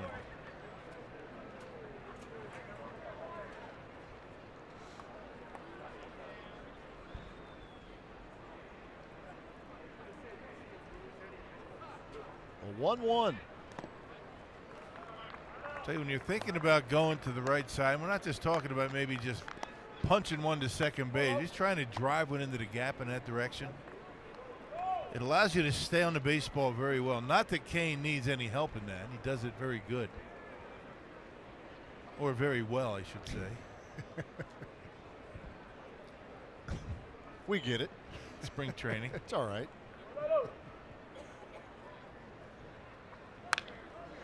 He's trying. Yeah. Yeah, you know he would. It's the kind of player he is. Get him over to third base. Let Yelich drive him in. That's team baseball.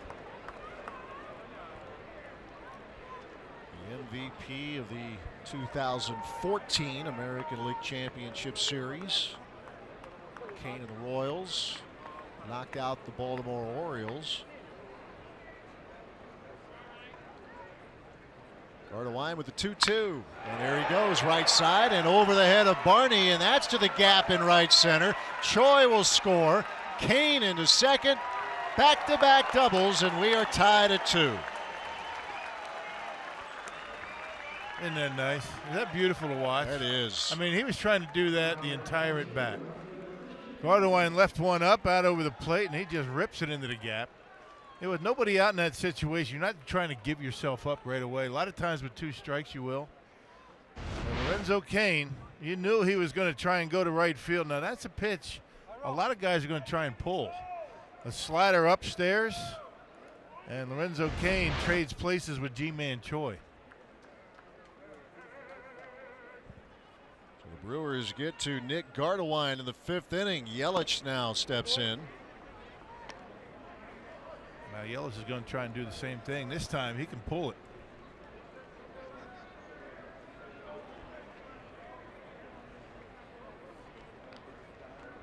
Back-to-back doubles from Ji-Man Choi and Lorenzo Cain. First 2 hitters that Gardewine has faced today.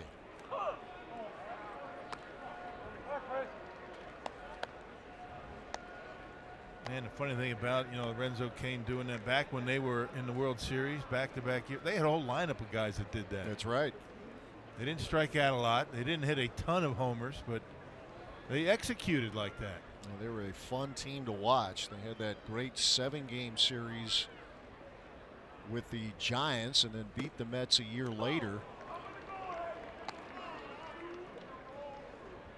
And it's an intriguing part of the order here, you would think, for the Brewers. I know we talked earlier about how Counsell mixes and matches, but when you have Cain and Yelich at the top in an era where strikeouts are at such a high rate, these are guys who don't strike out as much, get the ball in play. As Yelich does here with a liner to center field, a base hit. Cain will be held at third. And the Brewers with 3 straight hits, 2 doubles and a single here in the 5th. And a couple of 2-strike base hits from Cain and Yelich. Those are the kind of things you love to see. I don't care if it's spring training or not. Now, something off speed has stayed right in the middle of the plate. These guys aren't going to make that mistake and miss it. Right back through the middle.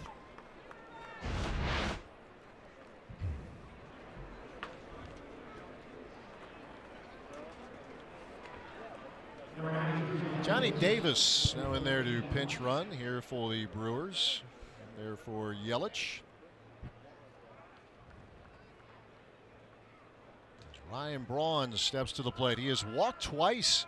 There were Cole Hamels for walks in the 1st and the 4th inning. Davis is going. Centeno the throw, and he is out at second. Right, out easily. Ooh. What kind of throw?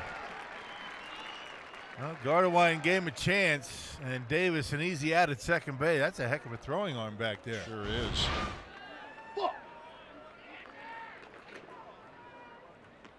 Did he get him on the foot? I'm not sure, although he did slide beyond the bag. Does he ever tag him again?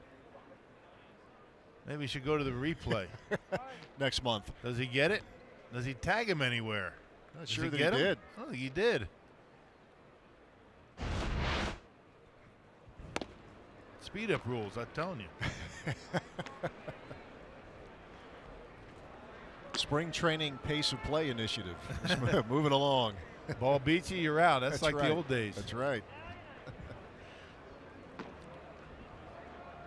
A ball, a strike to Ryan Braun. Cain the runner at third. Rangers with the infield in.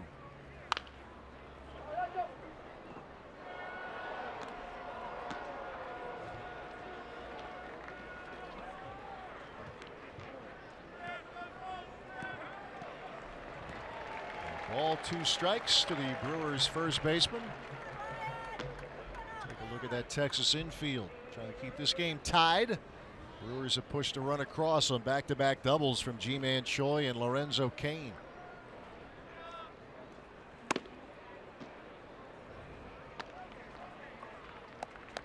Ron has a chance to look at a lot of pitches here this afternoon. Travis Shaw waits on deck.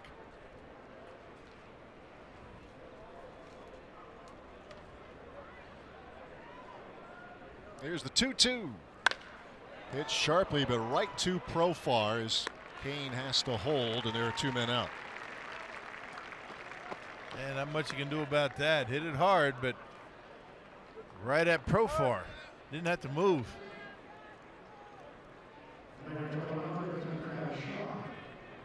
Here's Travis Shaw.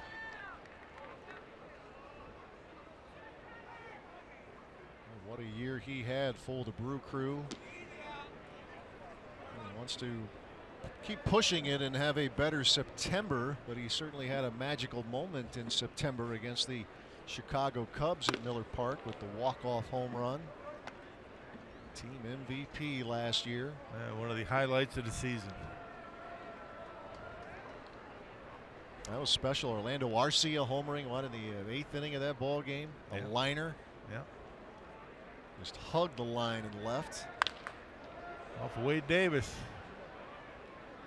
His only blown save. That's right. Opposite field homer for Shaw. Brewers provided a lot of special moments. Miller Park Mother's Day, Manny Pena, Eric Thames, walk-off homer later in the year. Shaw with a ground ball gobbled up by Barney. And that'll do it for the Brewers here in the 5th inning. Back-to-back doubles, though, for the Brew Crew. Ji-Man Choi swinging a hot bat here in spring training. Lorenzo Cain, an RBI double. We are tied at 2.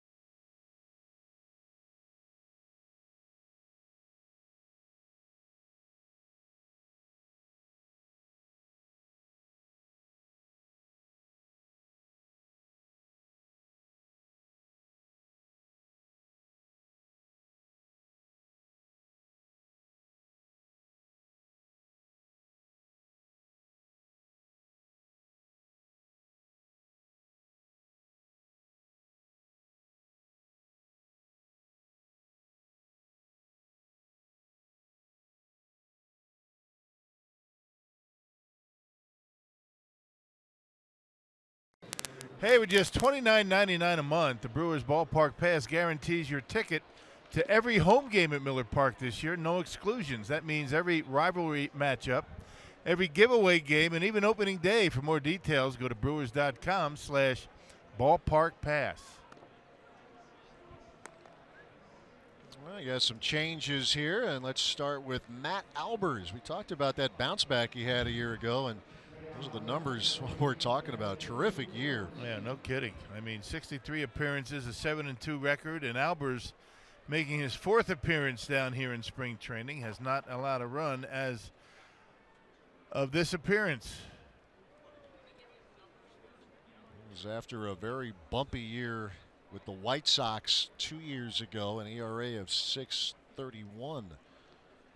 He'll face Drew Robinson, top half of the 6th inning. We'll update you on the changes here momentarily with the Brew Crew.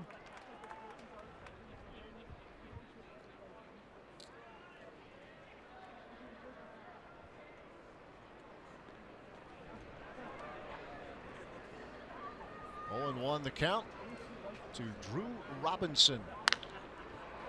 A very high pop-up and an early chance for Jesus Aguilar in foul territory. He runs out of room. Speaking of the changes, there's one of them. Aguilar in there for Braun at first. Over at third, Luis Aviles. Saw him yesterday against the Dodgers out in left field. Johnny Davis saw him pinch run. And in center field is Tyrone Taylor. And in right, Kyle Wren. Wren is out there, but Orf is not. It's kind of going on for a while, wasn't it? That won't last long. Nate Orf will be out here soon. That's right. Orfren combo, a swing and a miss. Robinson out on strikes to begin the 6th. Yeah, Albers throws the ball pretty good. He's got decent average. Decent fastball, mid-90s, 95, 96. He's got some good movement to go with it. There's a slider that kind of just spun up there, stayed off the outside corner. 5th strikeout for Brewers pitching. Brandon Woodruff went the first 4. Gave up a couple of hits and a run. Knebel worked the last inning. Touched up for a run, but he struck out 2. There is Nomar Mazara.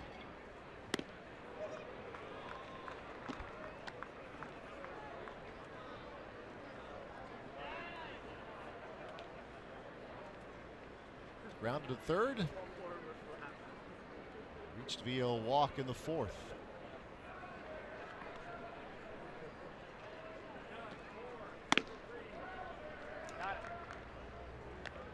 Ball a strike to the Rangers right fielder.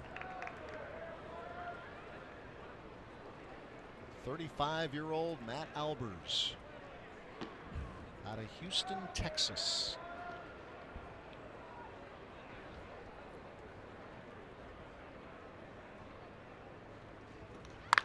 And Mazzara with a high pop-up. VR calls for it. And there is out number 2. You know, there's a lot of great statistics that you can point at with Matt Albers last year, but the one I think when you're working out of the bullpen might be one of the most important is that he retired 75% of first batters faced. Yeah, there you go. That makes your job a lot easier to get that first out. Yes, sir.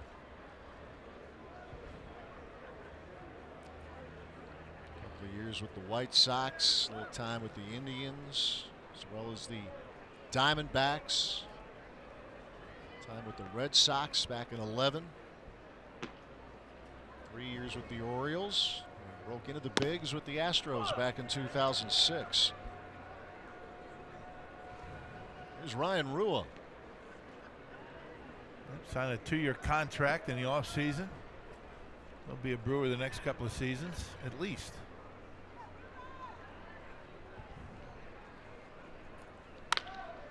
And a ground ball to Sogard. And a nice clean inning for Matt Albers. A strikeout, a pop-up, and a ground ball to short. Bottom of the 6th we go. Tied at 2.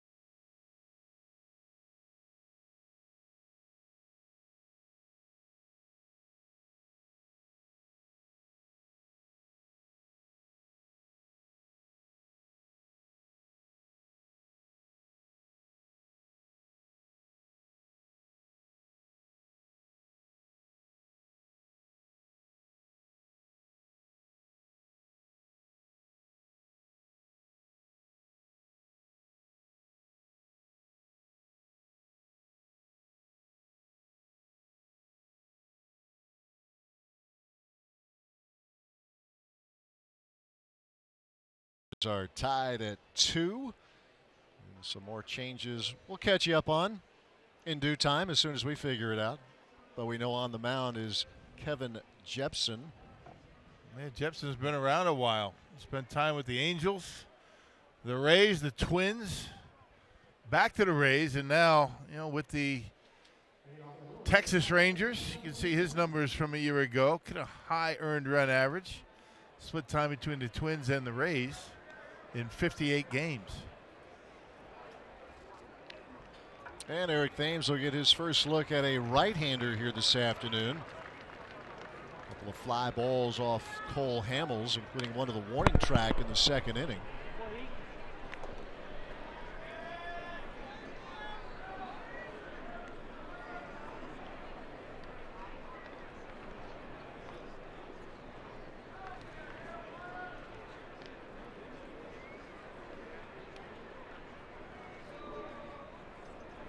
One pitch to Thames, and that caught the corner. Not sure Eric thought so, but 0-2 is the count.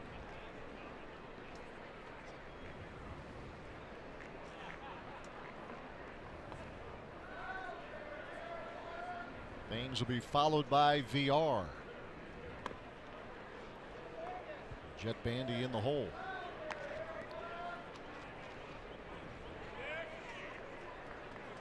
Getting to that time where some players get a little more work, a third at bat, right? You work into the 6th inning. Yeah. Obviously, a lot of other changes going on, but opportunity here for guys like Thames, VR, and Bandy if he does in fact hit.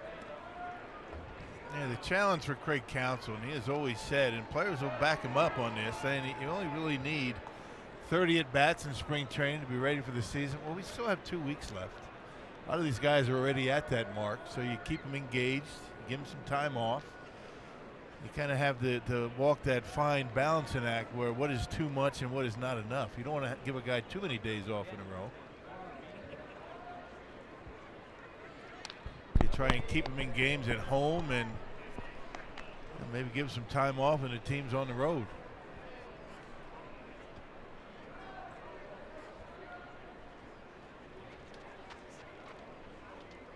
Brewers have the White Sox here tomorrow and then play the Rangers in Surprise on Thursday. And a couple more home dates here in Maryvale. The Reds on Friday, or actually at Goodyear on Friday against the Reds, and then the Rockies on Saturday as Thames lifts a fly ball into left field for out number 1. Dustin Hood with the catch.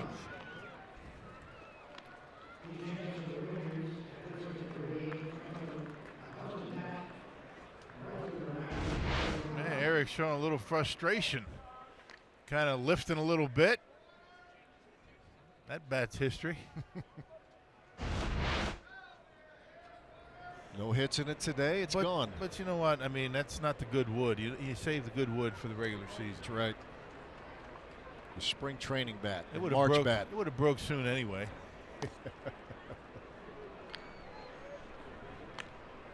Here's Jonathan VR, run scoring single in the 4th. 2 good at bats today, line to second in the 2nd inning.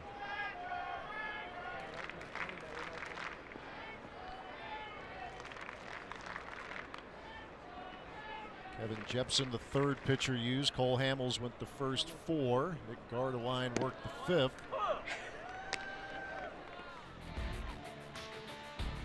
And here is that RBI single in the last inning from VR. Man, nice short stroke, able to drive in a run. Ryan Braun coming across, and VR's looked good this spring at the plate.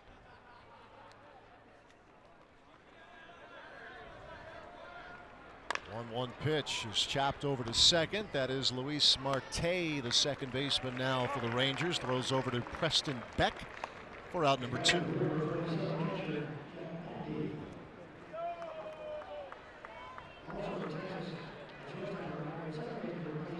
Jepson will in fact work to Jet Bandy.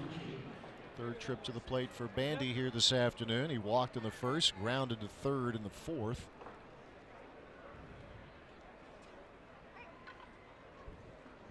Before grounding out, Bandy hit 2 very loud foul balls. One that just missed down the left field line. The other hit deep, but well foul off of Cole Hamels.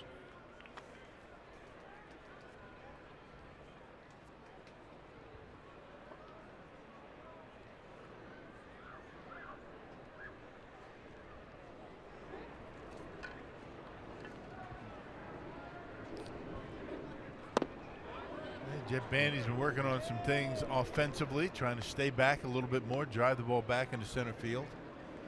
And Darnell Coles have been working at that throughout the entire spring. Hope to catch up with Jet when his workday is done.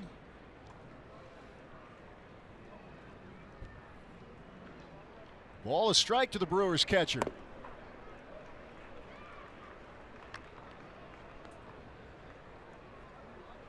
Eric Sogard is on deck.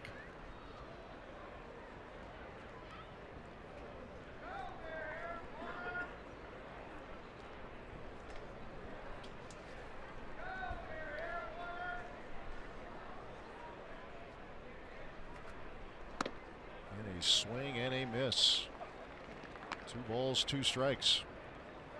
Yeah, there's 2-1 pitches, right? I mean, you got the count in your favor. Pitch a little bit up in the zone. Boy, sometimes you get so anxious.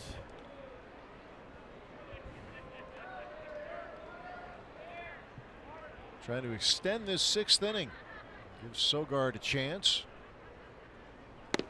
And that will not happen as Bandy goes down swinging.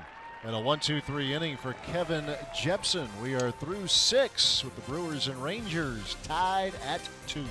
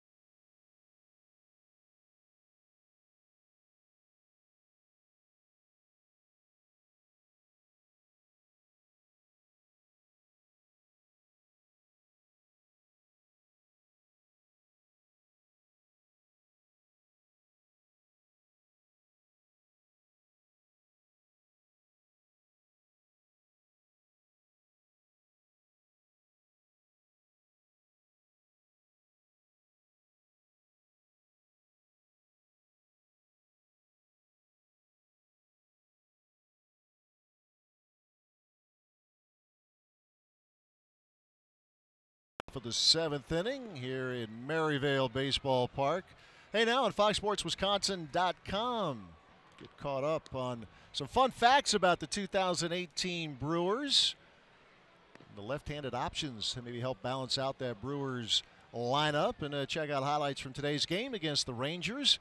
And the history of players signed to 10-day contracts by the Milwaukee Bucks. Bucks getting a big win last night, trying to get some things straightened out.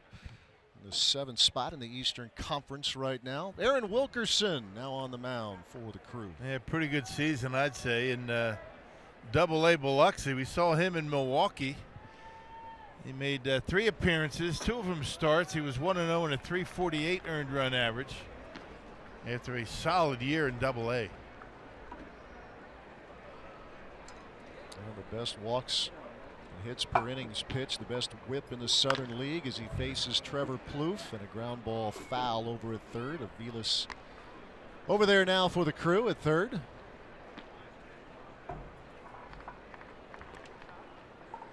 Christian Bethancourt now catching. Day is done for Jet Bandy.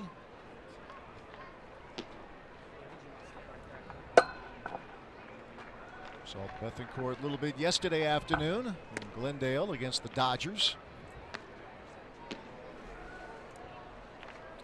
And with the day done for Jet Bandy, he's kind enough to stick around and join us now as Plouffe takes a pitch low and away. Jet, I know Rock talked to you about your arm and the strong arm that you had shooting the breeze during batting practice here this morning. You got to show that off here earlier today, cutting down a runner at second, and that's always been a strength, is the arm, being able to get it from point A to point B in a hurry. Yeah, you know, I mean, I'm part of the Lucky Gene Club, I guess. I've always had a strong arm growing up, and you know, I played a lot of dodgeball when I was a kid and swung. I mean, I don't know, you know, I just got lucky, I guess. Tell that story you were telling about deep sea fishing. That was interesting. You know, it made some sense. You know, strengthening up those forearms and the shoulder. It made sense. Yeah, well, my dad and I would always go out deep sea fishing every now and then, and you know, you drop the line down 300 feet deep, and there's current, and then all of a sudden you got a fish on, and you got to reel this thing up 300 feet, and your forearm, your rotator cuff, your biceps just getting worn out, and you know, I guess that had something to do with it too. Yeah, how's spring training going for you? I mean, you know, it's nice to know that your second year with the organization, you're catching pretty much a lot of the same guys that you caught last year. I mean, it's got to make it a little bit easier, right? Yeah, you know, definitely a lot easier this year. Only getting to know, you know, a couple new guys. Last year I didn't know everyone, but yeah, I'm catching the same guys, much easier this year, and yeah, just trying to control the pitching staff and keep those runs off the scoreboard. How do you guys manage the length of spring training? You know, Craig Counsell says, you know, guys need about 25, 30 at bats. How do you keep the focus? I mean, you guys still have 2 weeks left. I mean, how do you stay engaged up until opening day? Yeah, you know, I just work on the process, work on little things each day. You want to go out there, you know, set a goal for yourself, you know, either it's at the plate or defensively, and try to get that done today. And if you do it, good, and move on and just progress. And you want to just start turning it on late March once that season starts. You know, you don't want to get too hot early, so save those knocks. I mean, that one, like mine, I was happy to see it go over the fence. I really wanted it to be fair, but Jurickson Profar with a ground rule double, just gets past a diving Tyrone Taylor, bounces over the wall, and it's a double for Profar. Yeah, you smoked. I mean, they were foul balls, but not by much. The first one against Cole Hamels there. That's pretty good character that you turned on. Jet, what's the off season like for you? What was it like this past off season? What was a typical day or a handful of days for you, getting yourself ready now for this year? Yeah, I made trips down here on the minor league side. I found Jason Meredith, you know, the biggest, buffest guy there is around. So I was like, yeah, I probably want to work out with that guy this off season. So we were in there 4 or 5 days a week and just getting after it. And yeah, it's definitely, I can tell a difference this year. Just, you know, more energy. I feel lighter on my legs, and yeah, he did a great job with us. How do you you know, talk a little bit about the difference in the mentality of the ball club this spring training as opposed to when you guys came in last year? Is there a different feel to what's going on down here? Yeah, there is, no doubt. Last year, you know, we had a lot of young guys. You know, no one knew what, you know, we were capable of, and last year we showed them, hey, you know, you put a lot of guys young together. You know, you put a bunch of guys that, you know, want to prove something, and that's what happened last year, you know. And now this year we have more veteran guys, more expectations, and, you know, that's a good thing. We just got to stay focused on what we need to do as a team to win, because, you know, if the team's winning, your individual numbers are going to be there at the end of the year, and, you know, that's what we want. What do you think of Woodruff today? Looked like he was pretty strong. Yeah, Woody looked good. You know, struggling a little bit with the location-wise, but made a trip out there just to tell him simplify things, and, you know, he just started letting stuff go, and that's when the real good pitches, you know, you can't try to make great pitches. You know, you just make good pitches, and good pitches turn into great pitches, and that's what he did. He did really well today. I noticed you trying to get Corey Knebel to throw that high fastball. He kind of hit you in the shins a couple times. I mean, sometimes that's difficult for. What is the most challenging thing about calling a game for, you know, a guy like Knebel this time of year? It's really not that challenging. I mean, the guy's nasty, so you know, you throw the fingers down. If he wants it, he's going to throw it, and you know, I got all the confidence in the world. I love when he comes out there. You know, he's just going to come out and he's going to let it eat, and whatever happens, happens. He has a great mentality, and I'm excited for his future for sure. Do you guys get together with Derek Johnson? I mean, you know, you and the starting pitcher, talk about maybe what pitches you want to work on that particular day, or I guess it depends on who you're catching. A guy that's trying to make the team is a little bit different than you would with Chase Anderson out there.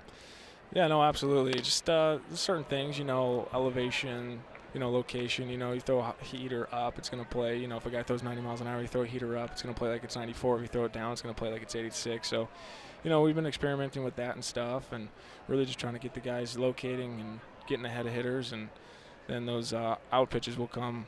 You know, we're still trying to search for some of them. Some of them are still trying to find that out pitch. You know, it's still middle of spring, but you know, if we get ahead of guys and be honest, yeah, you get ahead of guys, and definitely those out pitchers are going to come. It's going to be a successful year. Who's the funniest guy in the clubhouse this year? That was you last year. You still have that crown? You know what? I think I mean, you know, Stephen Vogt, he's definitely up there. I mean, it would be a good show off. You know, I don't want to take the credit. I'm going to give that to Steven. I think Steven's funnier than me. That's a game. That's a catcher. You know, you're a team player. I'm a team guy. I'm not going to take that from him. He's definitely. I think he's funnier than I am. Guys still say you're the funniest guy around, though. Yeah, I mean, he'll be modest about it. I think Vogt did it, the updated video as a basketball official again today. Yeah, right. I think he did that. And this pitch from Wilkerson gets by Bethancourt, and in to score is Jurickson Profar. Yeah, Voter had the whole. He had the slacks on, he had the zebra shirt on, and he even had like an official referee jacket. He did. And my favorite thing of the skit was, I mean, I don't think people saw it, but the way he took the jacket off and folded it was unbelievable. They, you know, they fold it a certain way. It's always in half and then 3 times. He did that, and I lost it. I thought that was hilarious. He does have it spot on. He really does. Yeah, he really does. He's great at it. Chet, we appreciate your time. Look forward to watching here the rest of spring and all year over at Miller Park. So thanks a lot again for joining us. Thank you, guys. All right. Have a good one. Jed Bandy, you too. Jed Bandy hitting 6 innings behind the plate here this afternoon. Curt Casali is the pinch hitter now for the Rangers, in there for Juan Centeno. The Rangers grab the lead 3-2.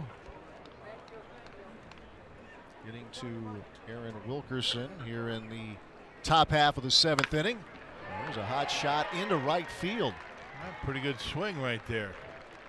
You know, one of the great things about this job, and there are so many, but you know, getting down around the batting cage during batting practice and getting to know the personalities of these guys. And what's nice is during spring training we can share a little bit of that with the viewers by interviewing them between, you know, during the game when they come out. And these guys have great sense of humor. They all have terrific stories.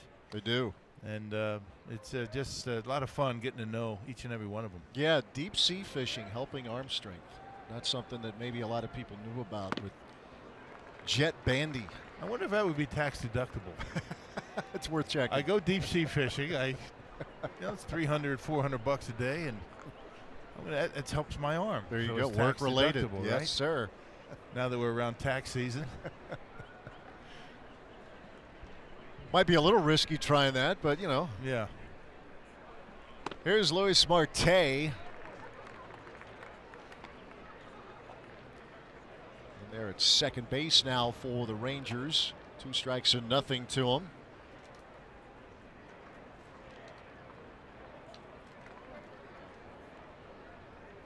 As we are into the prospects portion of the game, not entirely, but to a large extent, as Marte goes opposite field, a base hit. And this top half of the 7th inning continues. I'll tell you, the prospect part of the game, these 2 guys swinging the bat well. Taking pitches on the outside half and driving them into right field. Nice short stroke. Gets on top of it, lines it into right.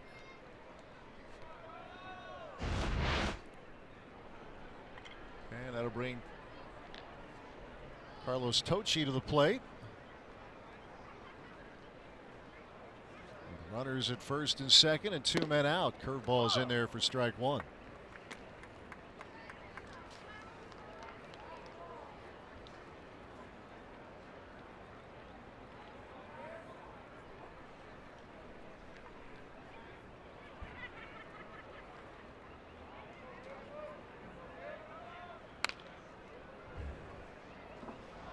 Quickly the count 0-2 to Tocci. 22-year-old from Venezuela.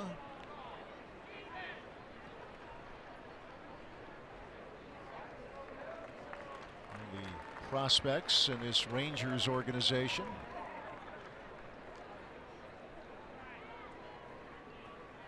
The 0-2.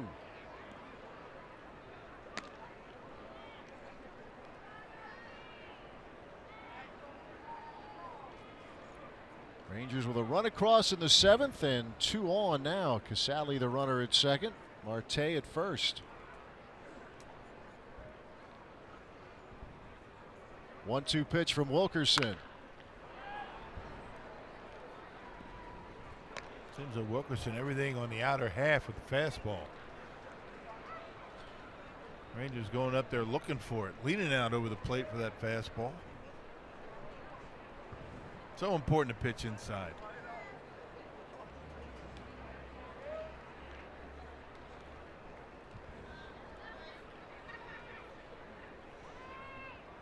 Bethancourt sets up inside. 1-2. There it is. Caught the corner. Inning over. That'll do it for the Rangers in the 7th. Wilkerson with a fastball catching the inside edge. take care of Tochi. But the Rangers score a run and stretch time with Texas leading the Brew Crew 3-2.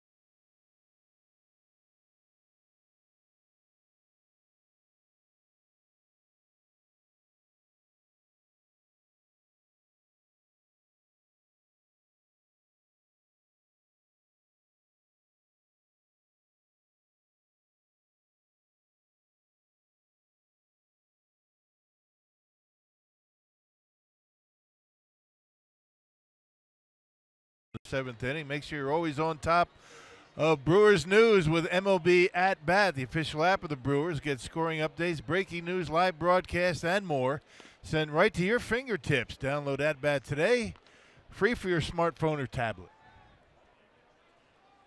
Very comfortable day here at the ballpark. T-shirts and tank tops, the order of the day.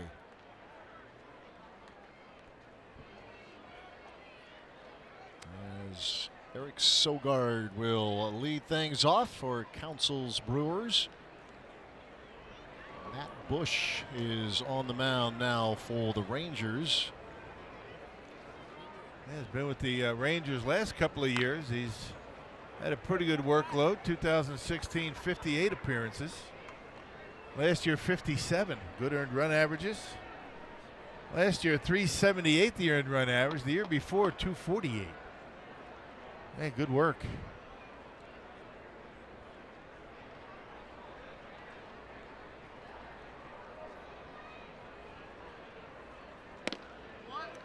Sogard looks at a strike.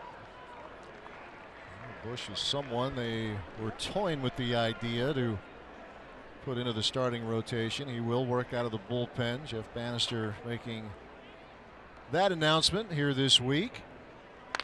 Sogard back up the middle, and a good start for the Brew Crew here in the home half of the seventh. That stayed right on a curveball and able to slap it into center field. His first hit.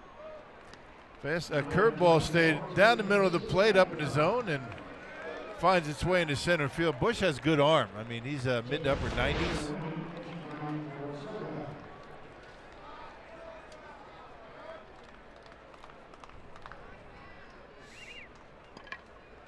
Jake Hager now pinch running for the Brewers.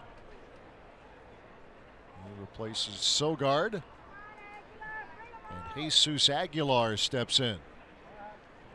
His first plate appearance here this afternoon. Yeah, that's all I came for.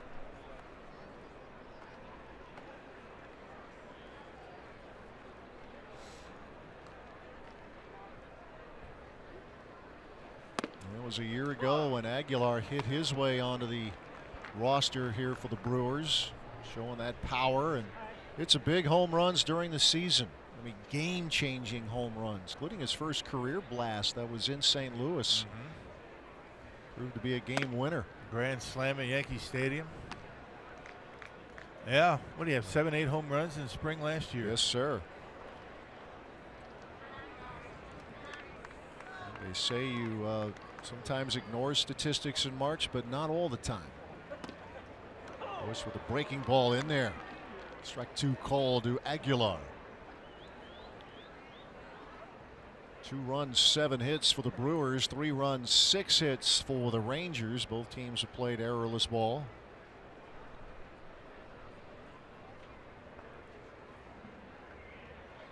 Bush ready with the 1-2. Rangers, one of those teams, Jeff Bannister has talked about it, looking at a 6-man rotation, or a 5+1 you could call it. Today's starter, Cole Hamels, spoke out against it, a little more old school, the veteran. But it's something that you could very well see with this Rangers club, and they're probably not alone. Different ways to manipulate your bullpen. Yeah. A much different game in many respects. Aguilar turns on one deep to left field, and it's gone, and the Brewers take the lead in the 7th.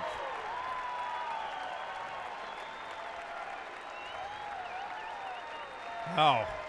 And that's what he did all spring last year.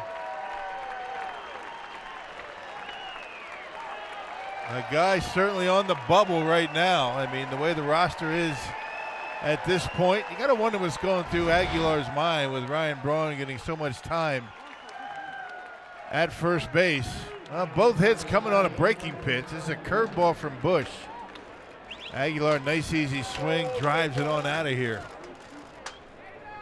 Well, he is so strong. There is a little less of him now than a year ago. He is put together. Hadn't hurt any power, has it? No, not at all. Here's Kyle Wren.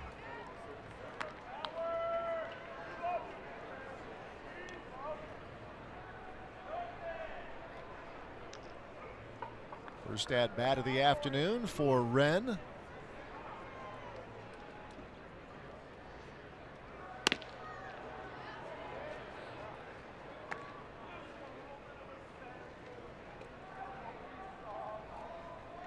A 4-3 game as the Brewers have the lead for the first time this afternoon.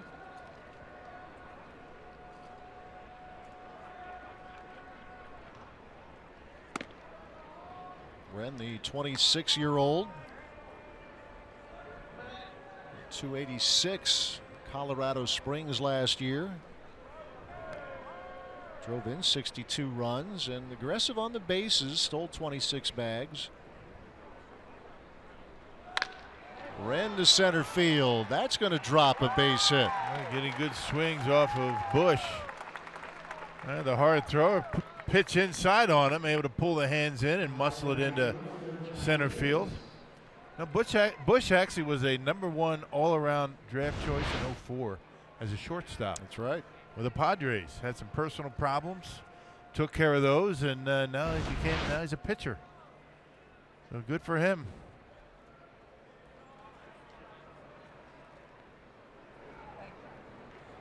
Here is Johnny Davis. Came into the game as a pinch runner for Christian Yelich back in the 5th inning. Yelich with a single, and then Davis was caught trying to steal.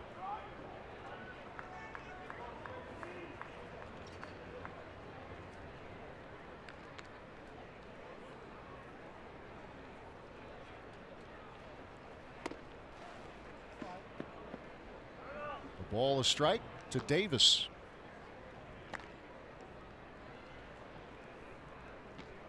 Waiting on deck is Tyrone Taylor.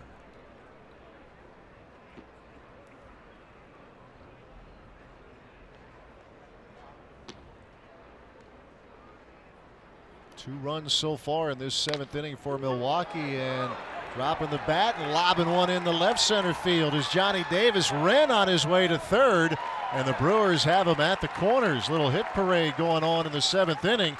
The first 4 have reached. Man, Bush having his problems. I mean, 4 up and 4 have gotten base hits.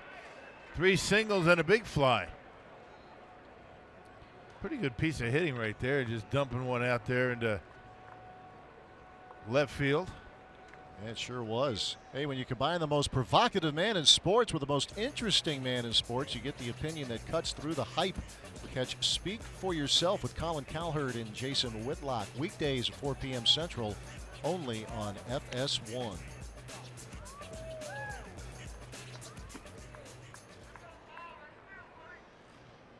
Here is Tyrone Taylor.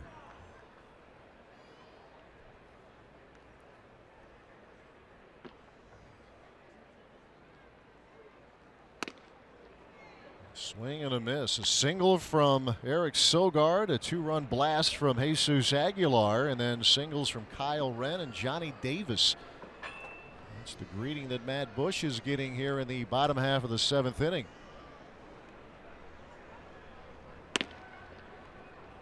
And Bush with a nice, easy delivery and really has good velocity to home plate. Having a tough time with his curveball today. But he can rush it up there in pretty good shape.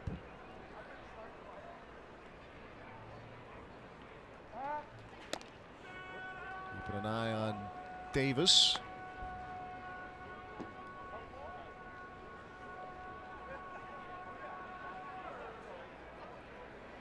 Ten hits now for the Brew Crew this afternoon. A wave and a miss from Tyrone Taylor.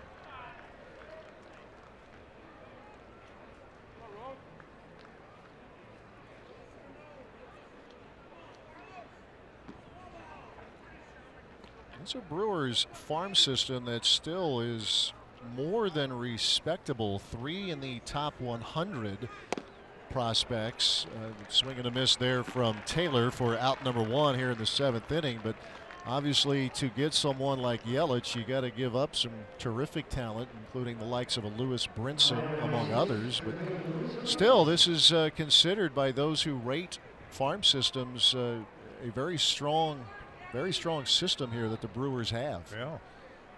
And if the Brewers didn't have the kind of season that they had last year, 86 wins, Lewis Brinson probably would still be in the Brewers organization. But the fact that they're very close to, getting over the top and getting to the postseason, that's a deal you got to pull off.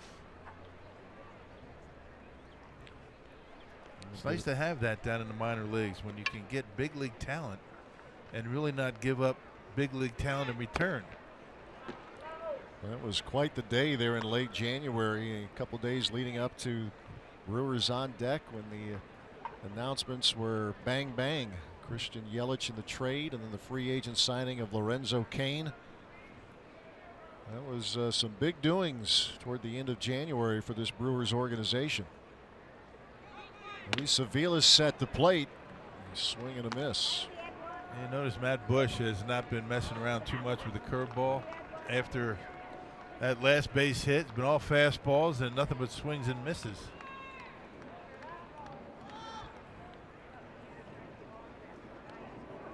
Davis looking itchy. But he holds, and that is strike 3 called. So back-to-back strikeouts now for Bush after the first 4 reached against him. 2 men out. Runners stay at the corners.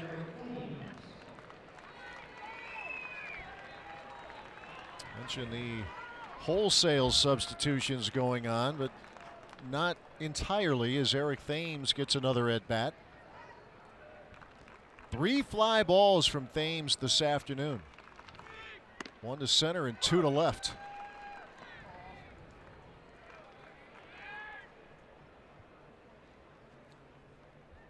That first fly ball back in the 2nd inning was a warning track fly.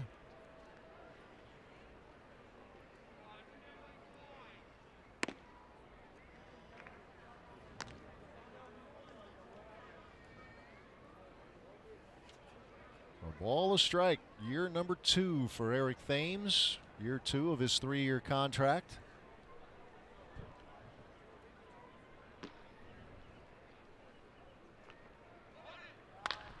That is well hit into center field and right to Carlos Tocci, and that'll do it for the Brewers. But they get another big fly.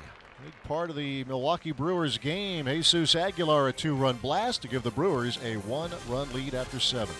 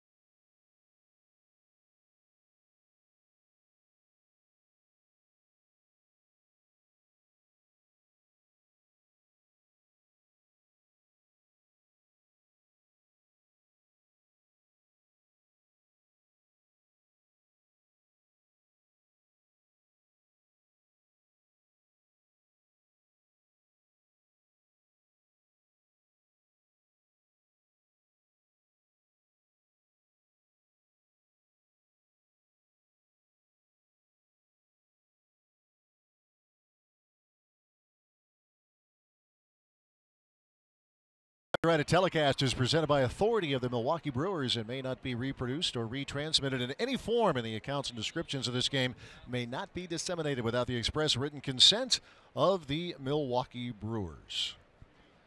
Drew Robinson leading off, second inning of work for Aaron Wilkerson. Rangers touched him up for a run in the 7th inning, a run on 3 hits. And now inning number 2 for the Brewers right-hander.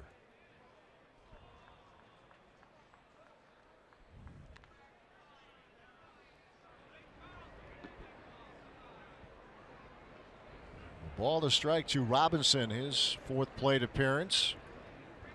Ground ball to second, a fly to center, and a strikeout in the 6th inning. And this is popped up toward the stands in right field, and it will carry out of play.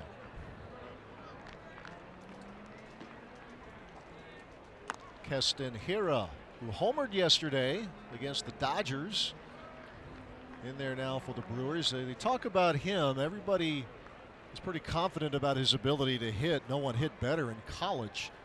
It's the defense. He was able to avoid the surgery, right, Rock? Yeah, and he looks like he's throwing the baseball pretty well down here. He's turned some double plays, had something on his throws. That's kind of the general belief that you don't need a real good arm at second base. I disagree with that, because you have that awkward throw on the double play. You need a good arm, cutoffs, relays. You need a good arm everywhere you play. Swing and a miss. Wilkerson with a strikeout. That is his 3rd strikeout. When he was battling with that throwing arm for quite some time, there's that backdoor curveball, and he gets his strikeout. Well, yeah, he's looking pretty good throwing the baseball, actually.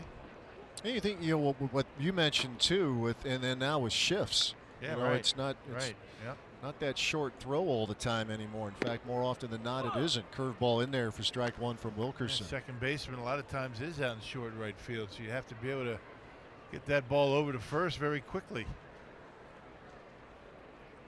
And it also adds to the challenge of Braun trying to make that adjustment. You have all the things that are second nature for a veteran second base or a veteran first baseman, but the shifts, and he's talked about how to play bunts, how you work that, all the little nuances of the position. The ball, 2 strikes. Pedro Gonzalez. But you know, I don't think that part of it is going to be an issue for Braun. I mean, he knows he's got good baseball IQ, and he's going to get it. It's going to take a while, but he'll be all right.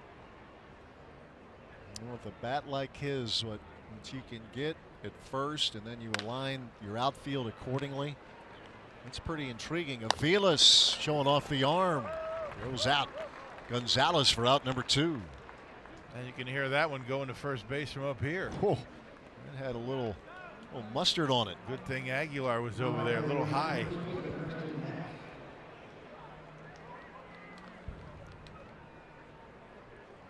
Wilkerson trying to get a 1-2-3 inning here in the top of the 8th. He will face Preston Beck. First baseman here for the Rangers. Ryan Ruiz started there this afternoon.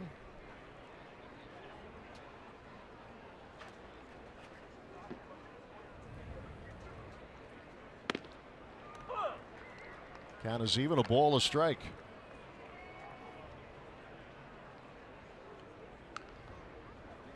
Brewers host the White Sox here tomorrow afternoon. Catch the webcast of that game. Our next TV game will be Sunday here in Maryvale against the Dodgers. 2-1 pitch.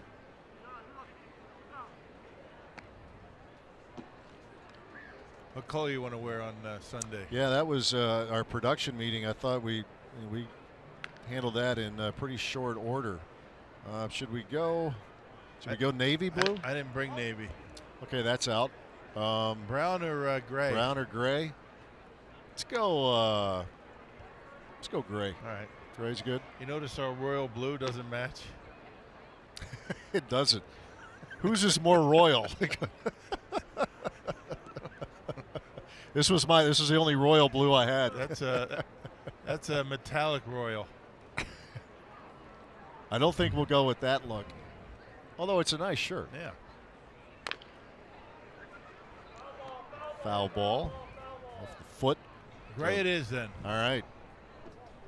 Duly noted. In fact, I should write myself a note right now. Easily forget that. Gray on Sunday.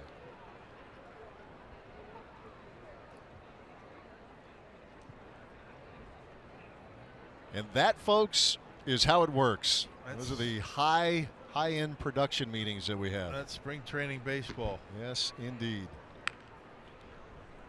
Nice and laid back. That is a hot shot into right field. Good stroke from Preston Beck as he extends this top half of the 8th for the Rangers. Well, he got some good arm extension right there, and able to hit that one on the nose.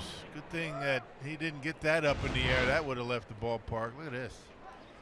Well, choking up a little bit. Boy, that's a nice swing. Good balance at the end, and a bullet into right. That is hit number 7 for the Rangers, and the 4th off of Wilkerson. There's Charles LeBlanc, third baseman.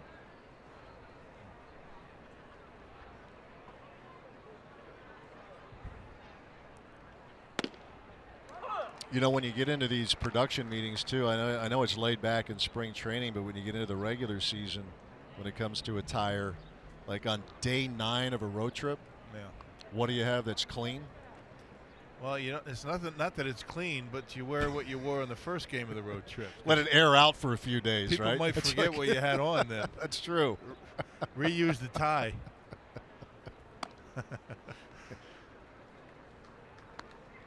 Which are generally color coordinated by the spouses, right? Right. We have no idea. Right.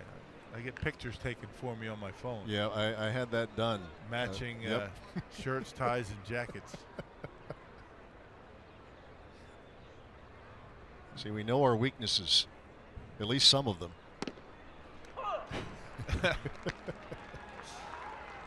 Many. 2 strikes and nothing. Wilkerson against Charles LeBlanc.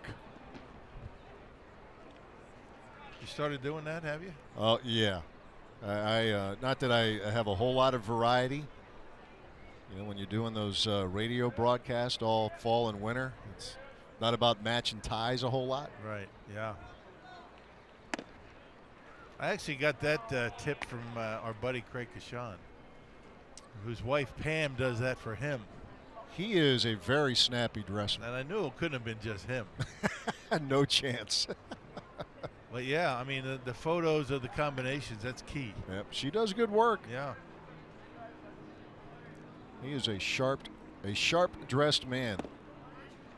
Breaking ball away. Will be with Craig a good chunk of the season. Oh, he's busy with the Bucks right now. Trying to secure a playoff spot. They've hit some bumps here, but a nice win last night. Sitting in the 7th spot now in the Eastern Conference. Good to see them in the playoffs. Got to a couple of games this year. Would that be day 9, day 7? That would be never any day for me. That dude has been hit in the weight room. Yeah, right. That much is evident.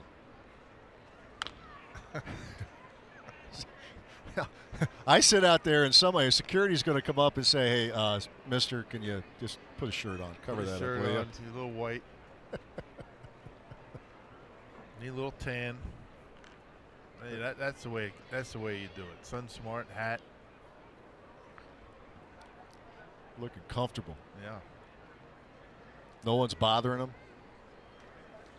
Mom's left him alone for a few minutes. Yeah. 2-2 pitch. Chance there for Keston Hiura.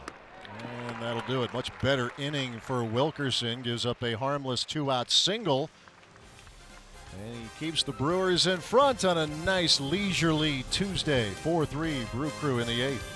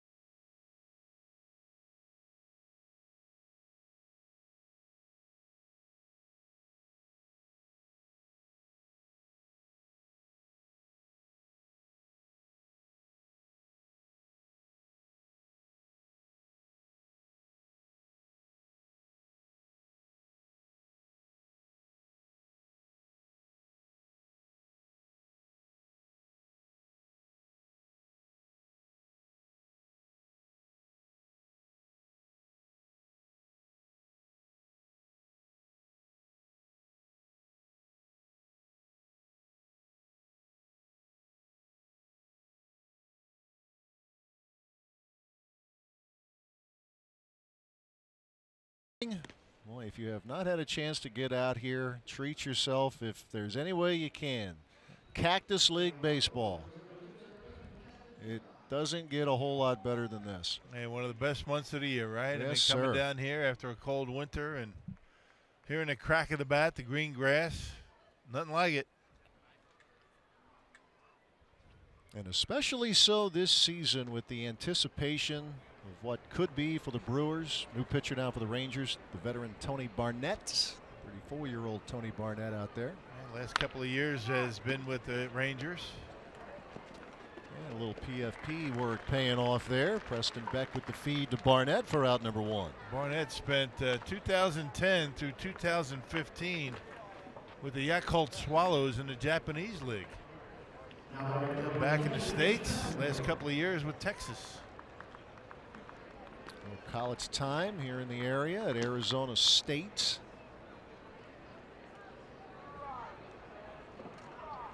Rangers, you look at that ball club, the bullpen, maybe the pitching in general, but especially the bullpen, it really scuffled last year. Collectively racking up all of 29 saves. That was it throughout the year. Christian Bethancourt steps in. You know, the record in 1-run games, that can be a telltale of a lot of things. It could be luck involved. They didn't have much. They were 13 and 24 in 1-run games last year.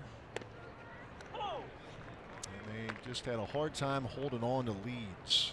And Blake Treinen, their closer for this year, at 17, has 17 major league saves.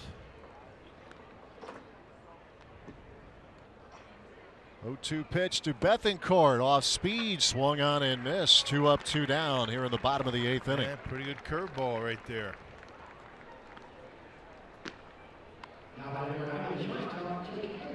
Well, you look at this Rangers outfit and you figure it'll hit.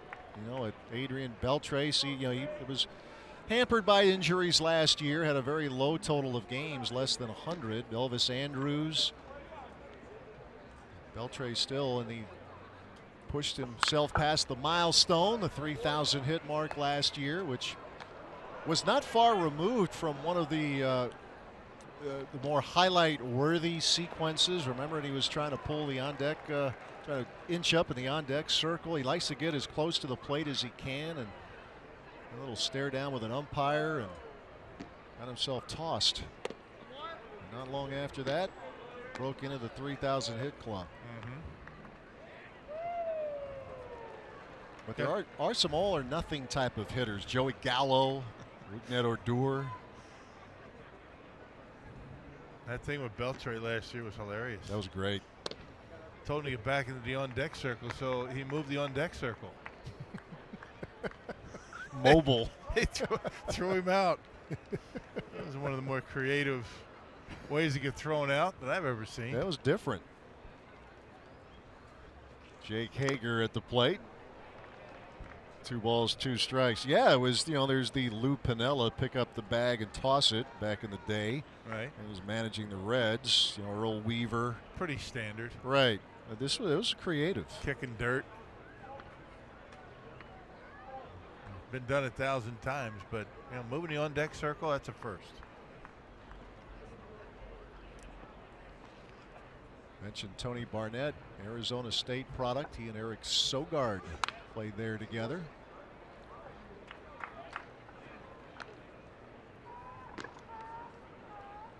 Two balls, 2 strikes to Jake Hager with Jesus Aguilar on deck. 2 outs, bases empty with the Brewers up a run.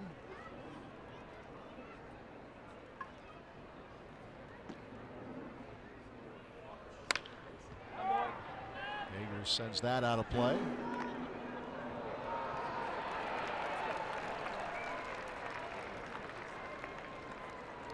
As much as he enjoyed out here in Arizona, I would imagine these veterans, it's getting close to the time now where they're starting to get ready for the, as they say, bell to ring. Still a little ways to go. 2-2 pitch to Hager. Hanging tough against Barnett. I think what's going to help is when the team packs up here and then has to to Houston, more of a regular season feel to it. Maybe get a night game in there, and it'll feel more like a regular season event. The World Series champion Houston Astros.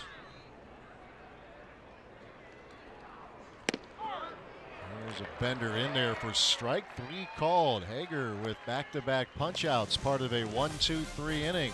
Move to the 9th with the Brewers leading the Rangers 4-3.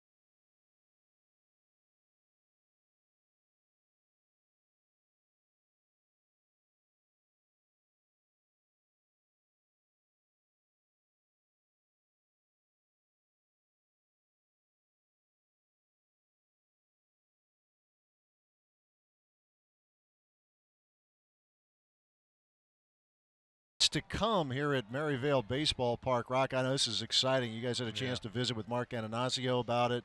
This is going to be something here. Yeah, it's amazing. It's going to be so much to attract the average fan, and you're going to be using this facility for a lot more than just Brewers baseball. And it's just that the fan-friendly experience. They're going to be widening the clubhouses. I think that for the players, it's going to be a huge weight room and training facility.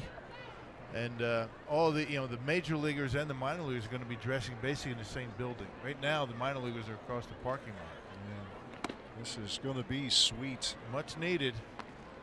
Now, I want to clean up the closer situation. That was Claudio, the Texas Rangers closer. Trinan's, of course, with the Oakland Athletics. I was looking at the wrong page. I apologize. That was the one thing the Rangers, I think, they were able to find with all the trouble that they had in the bullpen. They feel pretty good about Claudio. But it's getting to him. That's going to be the trick. Third inning of work here for Aaron Wilkerson. And he faces Michael Ullman getting his first at-bat here today. And the count is 2 balls, 2 strikes. Yeah, the Rangers picked up Tim Lincecum. It's just going to be an interesting thing to watch. It's one of the best pitchers in the game for a time, and now just trying to find a spot. They got Barnett. They've got Matt Bush. We saw him. Diekman.